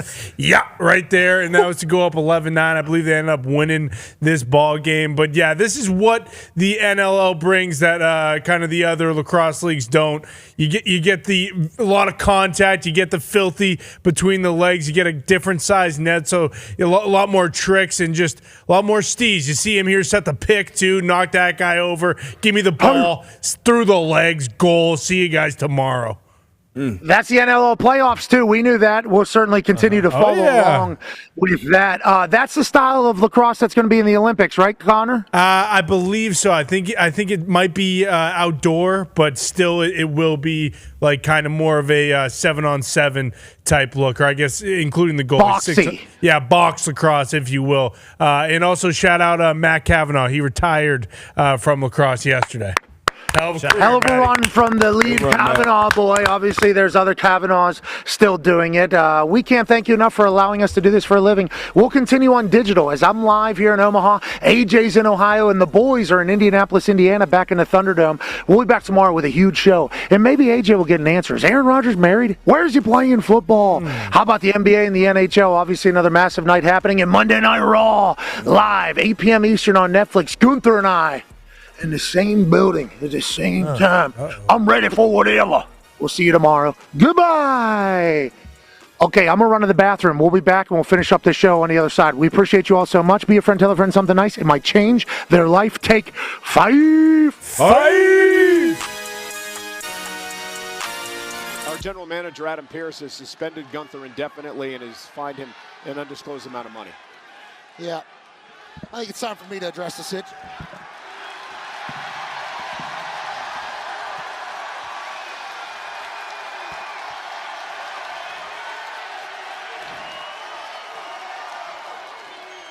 It is my honor to get a chance to chat in the city of the home of the... This place is glorious, and it's the right place for me to deliver this message. I think there's a lot of people that have forgotten who the hell I am. I've had such a successful career on a microphone, I think I have even forgotten who the hell I am. This past week has made me look in the mirror and realize some things. That I'm still that dog that was born in the East Hills of Pittsburgh, Pennsylvania, to a truck driver that was trying to go paycheck to paycheck to paycheck. I am a man that was not handed a lot in this life. I am a man that is lucky to be blessed with great friends. I am a man that went from being an irrelevant bum to a human that is known in basically every city in this country. I don't have more talent than anybody. I'm definitely not better looking than most folks. But I happen to have a few things that I hope people will remember me by whenever my time has come to pass. When I die and I'm 6 feet in the dirt, I hope they say that guy was an incredibly hard worker. He worked his ass off, not only for himself, but for his friends, for his family, for his community. I hope they say he was an empathetic man. Whenever he received a lot, he gave back a lot. He gave millions of dollars to his community in children's hospitals across the country, in military foundations, in homeless shelters, in LGBTQ communities, in public school foundations, in underprivileged communities and societies. I hope they say when I die that I gave back and left the world better than whenever I came into it. And last but not least, when I'm dead and gone, they will say that I was a loyal motherfucker.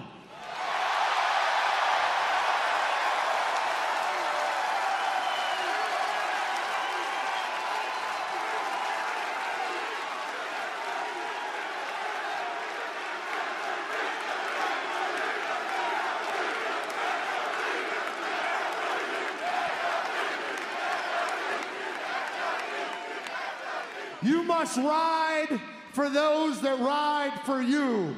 If one go, all go. You're either with me or against me. And there's one man that has been with me since the day I met him, and he just so happens to be the greatest of all time, Michael Cole.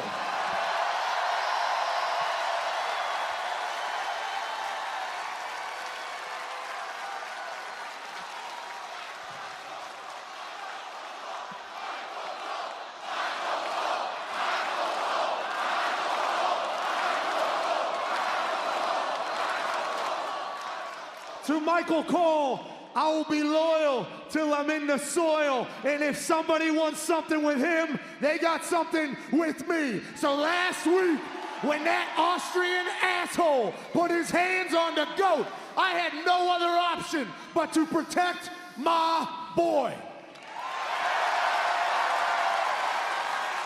It was deep in my soul. It was deep in my blood. After it happened, obviously, I get attacked from behind. And I see myself choked out all over the internet, all over television. I have my friends and family saying, I don't think you should be doing that to Gunther. He's in his prime. He's the former world heavyweight champion. I said, fuck that. If I die, I die. You got a problem with Cole, you got a problem with me, Gunther. SmackDown's version of Adam Pearce, please come out here.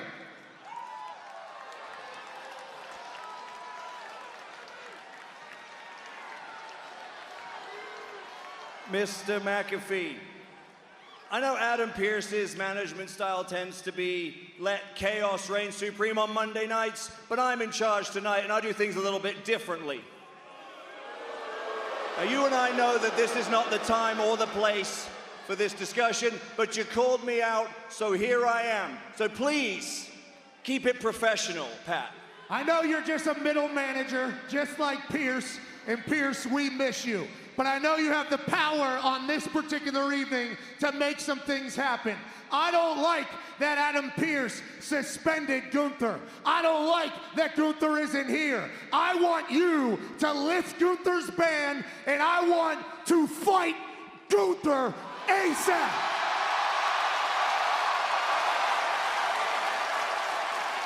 I had a feeling you might say that, which is why I already discussed this ahead of time with Pierce.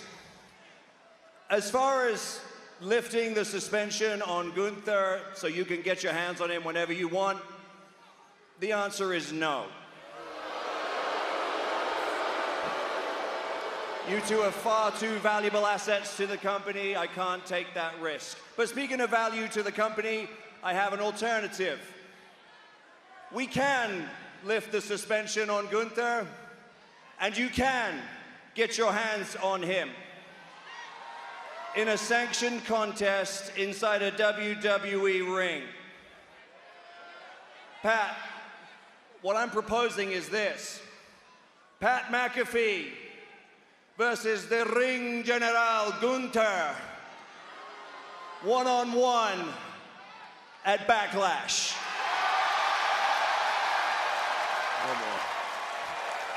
Me and Gunther, one-on-one, St. Louis, Backlash. That's what I'm saying.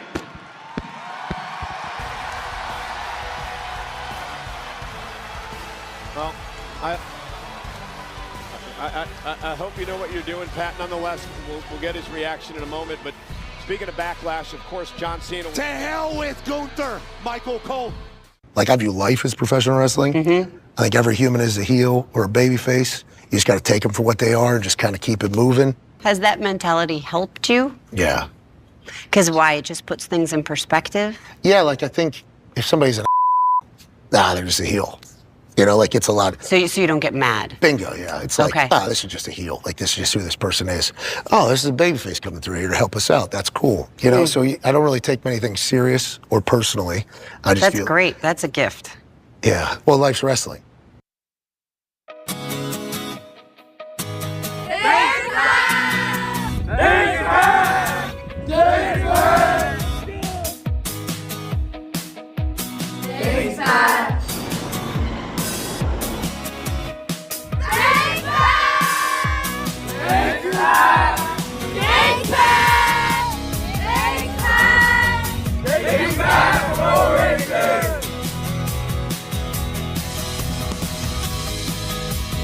Thanks, Pat! Thank you, Pat! Thanks, Pat! Thanks, Pat! Thanks, Pat! Thanks, Pat! Thank you, Pat!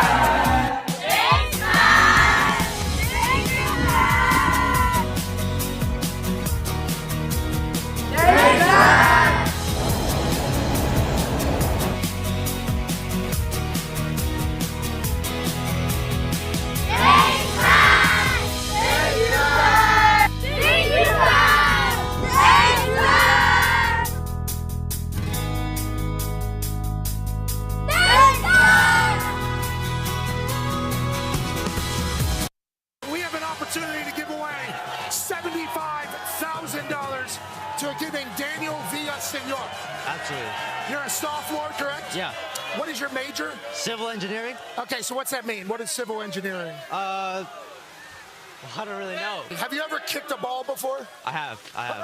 When? Were you a soccer player? Soccer player, yeah. Okay, how were you at kicking soccer balls? Pretty good? I was okay. I was good.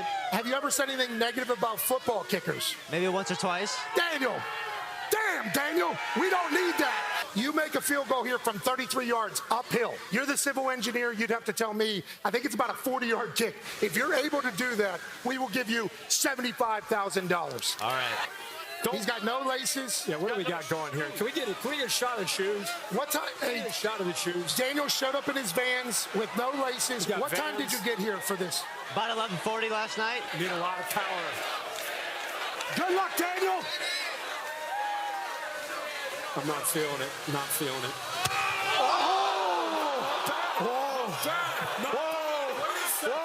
Wait a second.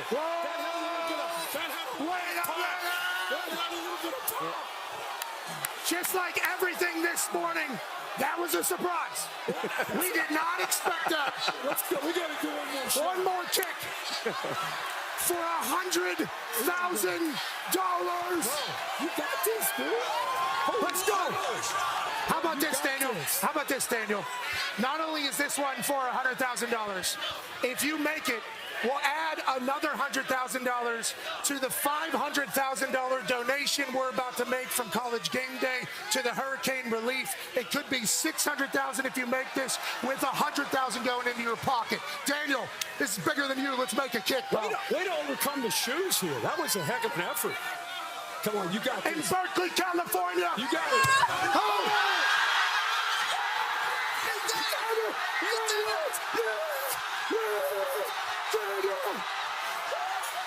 Let's go. Proud of you, buddy. Hell yeah.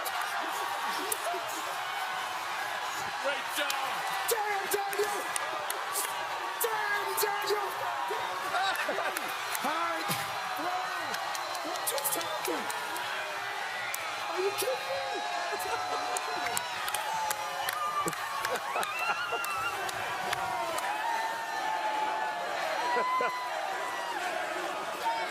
It's fun, man. 11:40 he was there. I know. $600,000 to hurricane relief. $100,000 to Daniel. What a morning in Berkeley.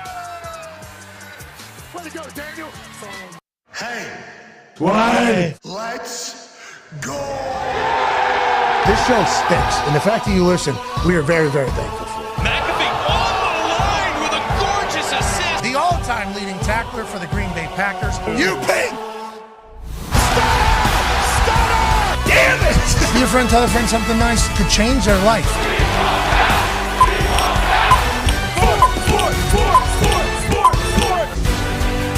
Hello, beautiful people, and welcome back to the humble abode that is the Thunderdome on this Cinco de Mayo Overreaction Monday. Hour 3 of this program starts now. Sports! Nailed it, AJ. Hell yeah, AJ Hawks in Ohio. I'm in Omaha, Nebraska for Monday Night Raw, live on Netflix at 8 p.m. Eastern, and all the boys are back in the Thunderdome. That's the Talks the Table. At Boston Corner and at Ty Schmidt. Go work, boys. I appreciate you too. You as well. Is that that Pirates hat, Ty? What is going on there? Are there flowers on there? What's going on? So I've had a lot of people ask me this. It is actually not a Pirates hat. It is a Puma hat that I got when I was golfing down in Reunion, Florida. But I thought the same thing. I was like, you know what? That kind of looks like a Pirates hat. Kind of looks like a baseball hat. It's different, so I bought it, and it's very comfortable. If I know anything about the ownership of the Pirates, a C&D will be heading down there to Reunion, Florida, about as soon as this show ends, if I had to guess. That is a Pittsburgh Pirates hat with a couple flowers around it, and I know that owner ain't going to let any dollars kind of drift away into Puma's pockets if you're going to be taking my shit. One half of the Hammer Dahn Cowboys, AP Tone is here. Tone, how you doing, lad? Doing great. How you doing, Paul? Hey, life is good. Omaha's pretty fantastic. I'm going to be honest. I damn near pissed my pants live on TV there. That's the closest I have been. That is the closest I have been. I actually thought I did there for a second. That's how close it got. You know what I mean? It was traveling out of the body while this show was wrapping up that hour, and I was sprinting through the concourse to find a bathroom. I mean, saw a sweet old lady out there in the concourse, said hello. I'll tell you what, lady, I'm so sorry I had to hit you with a hi-hee. And I went directly in there, and I thought we were going to have a situation in front of the whole world. And these are blue jeans I got on, too, so people are going to see that forever, if you know what I mean, AJ. So I appreciate you all kind of bearing with me and my bladder, and obviously my baby maker that did a good shot out there, good toilets out here in Omaha, which I'm very grateful for, but it was almost a scene, a day that I would remember forever, and why not, actually? Tonight's going to be a big night. 9-year NFL vet, Darius J. Butler is here. D-Butch, how you doing, pal? I am doing great. Got some great action to watch tonight, and you could have got away with pissing yourself. We wouldn't have saw it. Nobody would have saw it watching the show. Maybe people in that's the kind venue. of You know. Yeah, the venue. There's a lot of people in the venue, because putting this thing together, obviously a lot of WWE folks. There's the venue folks that I just ran into. There's local people that I ran into. And people that know me, I'm a big pisser, too. I got a big bag in there, so it's anytime I'm peeing, it's a lot of pee. So if a little bit would have came, a lot of it would have came. It wouldn't have been the first I think time they saw it. I think from belt buckle to shins would have been darker blue if I had get with what I just did. I mean, it was I was sprint. I was very worried. I even texted you guys. I mean, midstream there, like that whole thing was a piss there. That whole break right there. That's what that was. That's a big piss. So I know you. Yeah, exactly. I know you were at the Kentucky Derby and everything like that. You see them horses let that thing go. I don't know what the hell I drank. I guess everything. I don't know what happened there, but it was almost a problem here in section 118 here in Omaha, where the Creighton Blue Jays play. The Creighton Blue Jays play here. I'll tell you what, I almost played with a little bit of danger there, a little bit too close to danger. But this hour, we need to wrap up everything we haven't chatted about. For instance, AJ Hawk, have you had to get your take on the Indiana Pacers winning the NBA title this year? Your thoughts on beating the hell out of the Cleveland Cavaliers in Game 1 of that series, AJ? So, honestly, I'm not going to lie. I was impressed by the Pacers. I have watched them, sporadically throughout the season. But Tyrese Halliburton, like the way they play as a team, like they are a fun team to watch. They really are. And like to go into the Cavs' house and to beat them with how hot the Cavs have been, this is a gigantic win for them. And it's hard to not feel great for Halliburton and the boys. We'll see if they can find a way to win this series. But hey, they got off to a great start. But also after this, I know you may get to it or not. Steph and the Warriors are awesome. Draymond's awesome. I love it all. Okay, before we get to Steph and the Warriors, I appreciate you wanting to move topics. Thank you for doing that, Age. I really do like that. Ladies and gentlemen, we're being joined by Tyrese Halliburton. Okay, Tyrese Halliburton here. Fresh out. Can you zoom in that camera a little bit, my brother? We got Miller brother here, by the way, running the camera. Oh, hell so yeah. You know what that means. Yeah, you know what that means. Tyrese, quick question. Did the hoop just look a little bigger for you guys last night? What a historic night from the three-point land, and how do you feel fresh off a big-time dub? Oh, we shot it well. We came out with good energy, but this is a team that doesn't lose a lot, so we know they're going to respond, and we just got to be ready to go game 2. What was the message afterwards from Coach Carlisle? Good fight. Felt like we competed well on the defensive end, but watching film, today, I think there's still a lot for us to improve on. So that's the great part about, playoffs in general. You can win a game and still feel like there's a lot for you to improve on. So it'll be a good series. Hey, when you were cooking there a little bit, that felt good. You had that step back three, nothing but net. That had to feel very nice for the Tyrese Halliburton camp. It did feel good. Were you able to watch? This game? I did. It was on True TV. I don't know if you know that. They didn't put you fucking on TNT. They had you on True TV, which I'm not happy about. Bullshit. But I found the Impractical Jokers channel. I found Lizard Lick Towing's channel, and I watched you do your thing. What did your dad think of the game? Was he able to watch it? And what is his messaging since the 1-0 start to the series? He watched it. He called me after the game. He was excited. I'm sure he was yelling at the TV back home, but. Yeah, he had good energy when he called me, so he's telling me to be ready to go for game 2. Did he call Spida, too, just to get a little shit talk in, or no? No, I'm pretty sure he just called me. I'll tell you what, if he starts FaceTiming your opponents now that he can't get into the arena, let him know that we would appreciate that move. Sure. We would. Thank you for answering. Rest up. Get healthy. What a performance last night. Yeah, appreciate it, man. All right, see you. Ladies and gentlemen, Tyrese Halliburton. Hey, baby, Tyrese. He was one of the people that I texted while I was peeing. Yeah, it was a long time there. You get kind of bored. So I was like, man, what a game by you guys last night. And he answered. Now, I didn't ask him if I could cold FaceTime him, but I knew he answered. So I knew he was going to be on his phone. So let's go ahead and give him a call.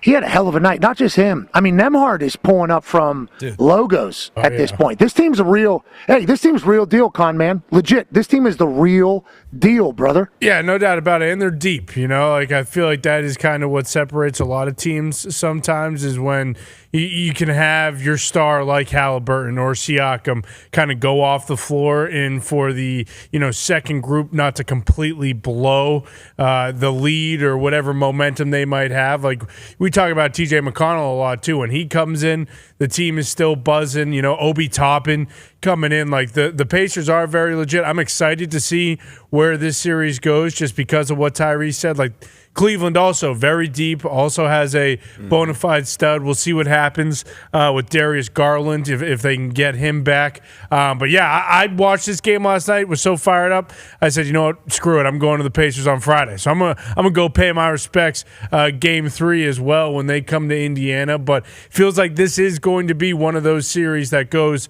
6 or 7. A lot of great games, competitive games. Because the Pacers were up. I mean, at one point they had a 15-point lead. And then the Cavs came back, and then for the Pacers to kind of hold them off was incredible. Like right there, the Cavs get that bucket right there. They go up by 3. That becomes a very, very different end of that game. But instead, massive block to Halliburton, step back 3. Like, it was incredible for the Pacers. And now is the time, for the NBA. We talk about the NBA in the first round kind of being a whatever. And there were a couple good series, the Wolves, the Warriors. But now is the time where the NBA kind of makes their stamp on TV and also just their sport in general. So it'll be interesting to see all these second-round matchups. Yeah, 9.5-point favorites are the Cavs at home, and I forget who I was talking to last night. It was somebody from Cleveland. I assume it was the Miz. It's nice to see the Miz lose, even though we love the Miz. It is nice to see the Miz lose. Miz Golf, by the way, the new face of golf, follow it on YouTube, should be a spectacle. Just watching him do anything, let alone a sport that he loves and is terrible at, should be amazing. But I fully expect the Cavs to win game 2. Fully expect them. I don't think there's any chance of the Pacers stealing both of these in Cleveland. And the fact that they're 9.5-point favorites, I just don't think the NBA is going to let that happen. Con man, that is the back-to-backs. Like Tyrese already, he just said it. That I think the Cavs might have lost back-to-back games like 3 times this year. So it really, and also like not only the team bouncing back, but like the NBA, everything, But it's like us stealing one, especially the first one of the series on the road. Huge. Like I put that tweet out. I put a huge D-Bud. I put that tweet out last night about the Pacers are a problem. They're like, oh, getting excited after game 1. It's like, yeah, we just stole one on the road, brother. I'm very, very excited about that, D-Bud. Yeah, whenever you steal home court, that's huge. And then, it's scary when you're facing a team like the Pacers who – at this point, obviously, it's early in the season, but they're early in the series, kind of playing with house money because, like you said, everybody expects them to lose 9.5-point underdogs.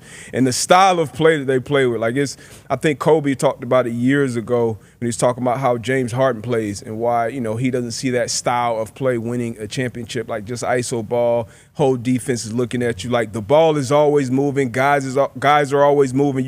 Halliburton is the star player and he's going to take the big-time shots. But outside of that, the ball is always moving, and that's a lot of stress on the defense. So I wouldn't be shocked if the Pacers come out of Cleveland with a 2-0 lead. Obviously, like you said, everything's against them, and the Cleveland Cavaliers have been great all year long. But this Pacers team, man, this is the time, like Conman said, this is the time when teams get on the big stage and big-time players really become big-time players to the world. So I'm excited to what Halliburton and these boys are doing. Pacers are also healthy. Yep. Knock on wood. That's a big deal. Pacers are also healthy, which I appreciate and respect. Good luck through the rest of the series. Indiana's in a great spot basketball-wise.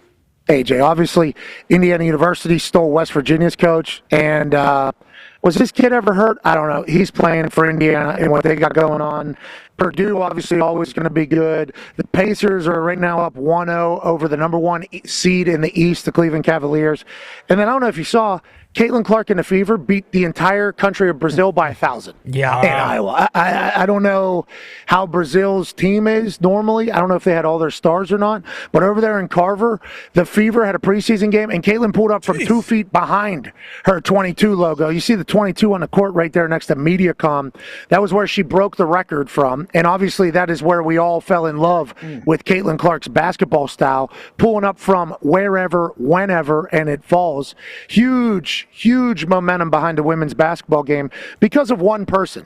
And I know a lot of people hate to hear that, but every game that she's playing on the road, the team she's playing is trying to get into a bigger arena. I'm sure they're doing that with everybody else in the WNBA, but I know for Caitlin it is certainly a fact, actually. So they're trying to fill up bigger arenas and trying to get more eyeballs on the WNBA, and it feels like this year there might be a little bit more buy-in from the people in the WNBA that kind of understand, like, Caitlin Clark is electrifying. Caitlin Clark will pull up from half court. Caitlin Clark will shake the shit out of you. And Caitlin Clark in the Fever, good team this year, AJ. Good team. Yeah. She's thinking about winning the whole damn thing. Them starting a preseason game in Iowa, taking it back home, I respect a lot. I appreciated the spectacle that was this weekend, AJ.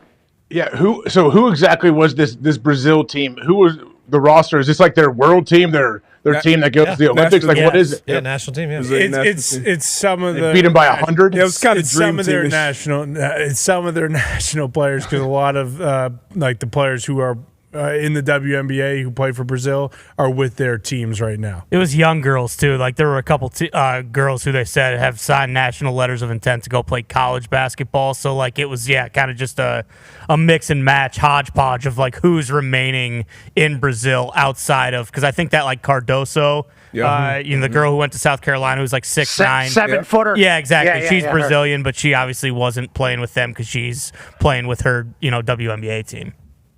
I hope this year, the WNBA as a whole, and we are not a part of the WNBA media, never say that we would, but I hope the WNBA as a whole just understands that they got a cash cow, okay? And as opposed to trying to make it impossible for this person, you might as well just embrace it and ride a wave. They want a new CBA, they want a new contract, respect. Everybody does. But if you got you got the golden goose, you got it. And she wants to be the golden goose. You listen to her do interviews, she's like all the little kids that wanted autographs afterwards, all the people that are getting exposed to women's basketball at a younger age, all the young girls that are coming on these things. Like, she loves what she's able to do for the game. She has seemingly stayed above it all. But it would be nice if maybe, you make it easier for this person to be the face of the league as opposed to resenting this person that is automatically the face of the league. And I think that's going to be the case. I think they've already made some business decisions that prove that's the case, and hopefully the WNBA is able to be a stronger league than it's ever been, AJ. Yeah, they should. I don't know if you saw the clip or not. They're mic'd up from that situation. The Brazil coach actually tells Caitlin, "You change basketball." Like, he basically says that, like, you change the game. Like, which, yeah, it seems like she definitely has. And I would imagine going into year 2, you're right, there's more buy-in. And, like, her and her teammates probably feel much more comfortable together as well to go on a run. Yeah, I think her teammates understand that she's the one. Not that her teammates were ever against that, but I thought about this as I was watching that Iowa Carver thing, because I thought that was cool. I thought that was sweet. If you can sell out an arena for a preseason game, do it. If you can sell out a stadium for a preseason game in any sport, do it. If you can get any eyes on preseason games, do it. Good business. I think this is good news. As I was watching, I'm like, they have to understand now that this is what it is. You would think everybody understands. But then I go back and just think about why they maybe didn't buy in last year. And it's like, I guess there's a lot of people that are just flashes in the pan, supposed to be special, yada, yada, yada. I wonder if she's gotten to the point where she has earned the respect of everybody in that league that was kind of talking down about her and not expecting her to be as great as she is. And if that's the case, I think WNBA has a good chance. And we still have the Indiana Fever schedule on our office wall. A lot of people don't talk about it, bro culture. We took our show to Iowa to celebrate the women's March Madness because of Caitlin Clark. I did a 15-minute rant about Caitlin Clark's merch, ticket sales, and ratings last year, and then I said something very stupid immediately afterwards. And, nobody even really talked about that. So just know we cover and follow the WNBA and women's basketball in our own way. We don't know enough about it, but I do have respect for the fact that there's a chance that they're on a wagon right now, Ty. a full wagon. And maybe it does continue to lead to prosperous futures for their entire association, Ty Schmidt. No, yeah, without a doubt. And it's funny you mentioned that because I watched like the first half of this, Carver hasn't been that full since she was there. Unfortunately, we'll see what, the men's team can do moving forward. But yeah, anytime you can pack out 18,000 people in there. But they showed the Fever's first 11 or 12 games from last year. I think they had 6 back-to-backs. They were on the road 7 of the first 11 or 12 games because you remember they were talking about how they were having to move some of the games to bigger arenas because the demand for tickets with Caitlin was so crazy. This year, I believe in the first 11 games, the Fever have 8 home games. They have no back-to-back. So the league is kind of, I think they do realize hey, we want the Fever to be good this year. We want them to be one of the top seeds. And then to your point about the league as a whole, she led the WNBA in assists last year as a rookie. So it was everyone. Who said that was going to happen potentially? Did we say that? Yeah, I think we said that. I think so. And it wasn't just I did. She is appointment viewing, and again, it has nothing. I went to Iowa. I went to a couple women's basketball games while I was in school there. She is legitimate appointment viewing if you like basketball because she just plays so differently than anyone else before. And I think the league is starting to do that. And then just the Fever in general, they went out and had a bunch of acquisitions. I think people are starting to want to come to play with her. They got a new coach. It feels like they really do understand hey, we have the golden goose here and we can't fuck this up. I like it. I like what they did. I like bringing attention to a business. That's why I didn't mind the NBA Cup in the middle of the season. It's I like that people are trying to promote. That means you're at least giving effort to your product as opposed to just whining about your product. So I love what they did. I think it's cool. I think it's going to be a great season, and the Fever are going to win, and the Pacers are going to win. So we got 2 parades coming to town. Sure. Big deal. Love that. It's Indy 500 month too, right? Big day at Indy 500 as well, right? It's May, baby. It's May, brother. Absolutely. Got your flag. The Rev Indy. I did. Did you put yours out in honor? I got in Ohio. We don't have as much hoopla towards the Indy 500, but people love it, so I'm trying to get one. I put my flag up. Hoopla. Yeah, hoopla. Okay. Thank you for putting your flags up. There's a lot of hoopla and hype. There's a lot of hoopla and hype. It's the largest sporting event in the world. It's right here. It's right there. I'm in Omaha. It's right there. Omaha hosts a big event too. It's right there in Indianapolis, Indiana. Yeah, Indy's up. That's all you need to know. If our Colts team can figure it out, that'd be cool. That'd be really cool. It might. I seen some videos, D, but I don't know if you saw Anthony Richardson, little flick of the wrist. I think it was a 45-yard bomb. And then I saw Danny Dimes. Tight baller, Z. They're in a quarterback competition. We made some good draft picks. We get Tyler Warren. We signed some free agents on the back end defensively, brought some dogs in. It might be a clean sweep for Indy now that I think about it. Might be a clean sweep. Pacers, Fever, Colts, Indy 500 are going to definitely be better than any F1 race or NASCAR race. I mean, you're talking about Indianapolis up, all the way up. I love everything about it, D-Butch. All these teams you mentioned, I'm surprised you just skipped right over the Fisher's Freight. I saw some highlights from them over. I think they've lost a few. Oh no! I think they've lost. Well, they'll turn around. It's a long season. It's a long season. Who they got next? I think a team from Tulsa, maybe. Yeah. Tulsa's tough. Oh, Who gives a fuck Pirates? Tulsa Tough. That's what they're called. Yeah, exactly. No, they're called I think they're called the Tulsa Tough. They're coming to town. Yep. Boom. The Tulsa Tough are coming to town, and they're trying to be an absolute dandy. Arena football. Have respect. It's ball, bro. Right. Well, you guys talk about the minor league baseball team, the soccer teams, all of them. Indy has everything, it seems like. You're right. The Indy 11 and the Indianapolis Indians are doing their thing. The Fisher Freight are the Arena Football League team. I'm not sure they've won a game since Bruce went to that one game, but we haven't kept up with them. But let's get back to the Colts, D-Butt. There's a chance they're a real team this year, and that would be cool. Yeah, Chris Ballard. I mean, look, he's done a great job this offseason. He's done things that people have asked him to do, open up the checkbook. He signed some big-time free agents, especially on defense. And then once again, we got some shots from the draft room where he's laughing, laughing at my fans for skipping over Tyler Warren and letting him fall right in our lap. And he is a Colt through and through. And you mentioned the quarterback battle.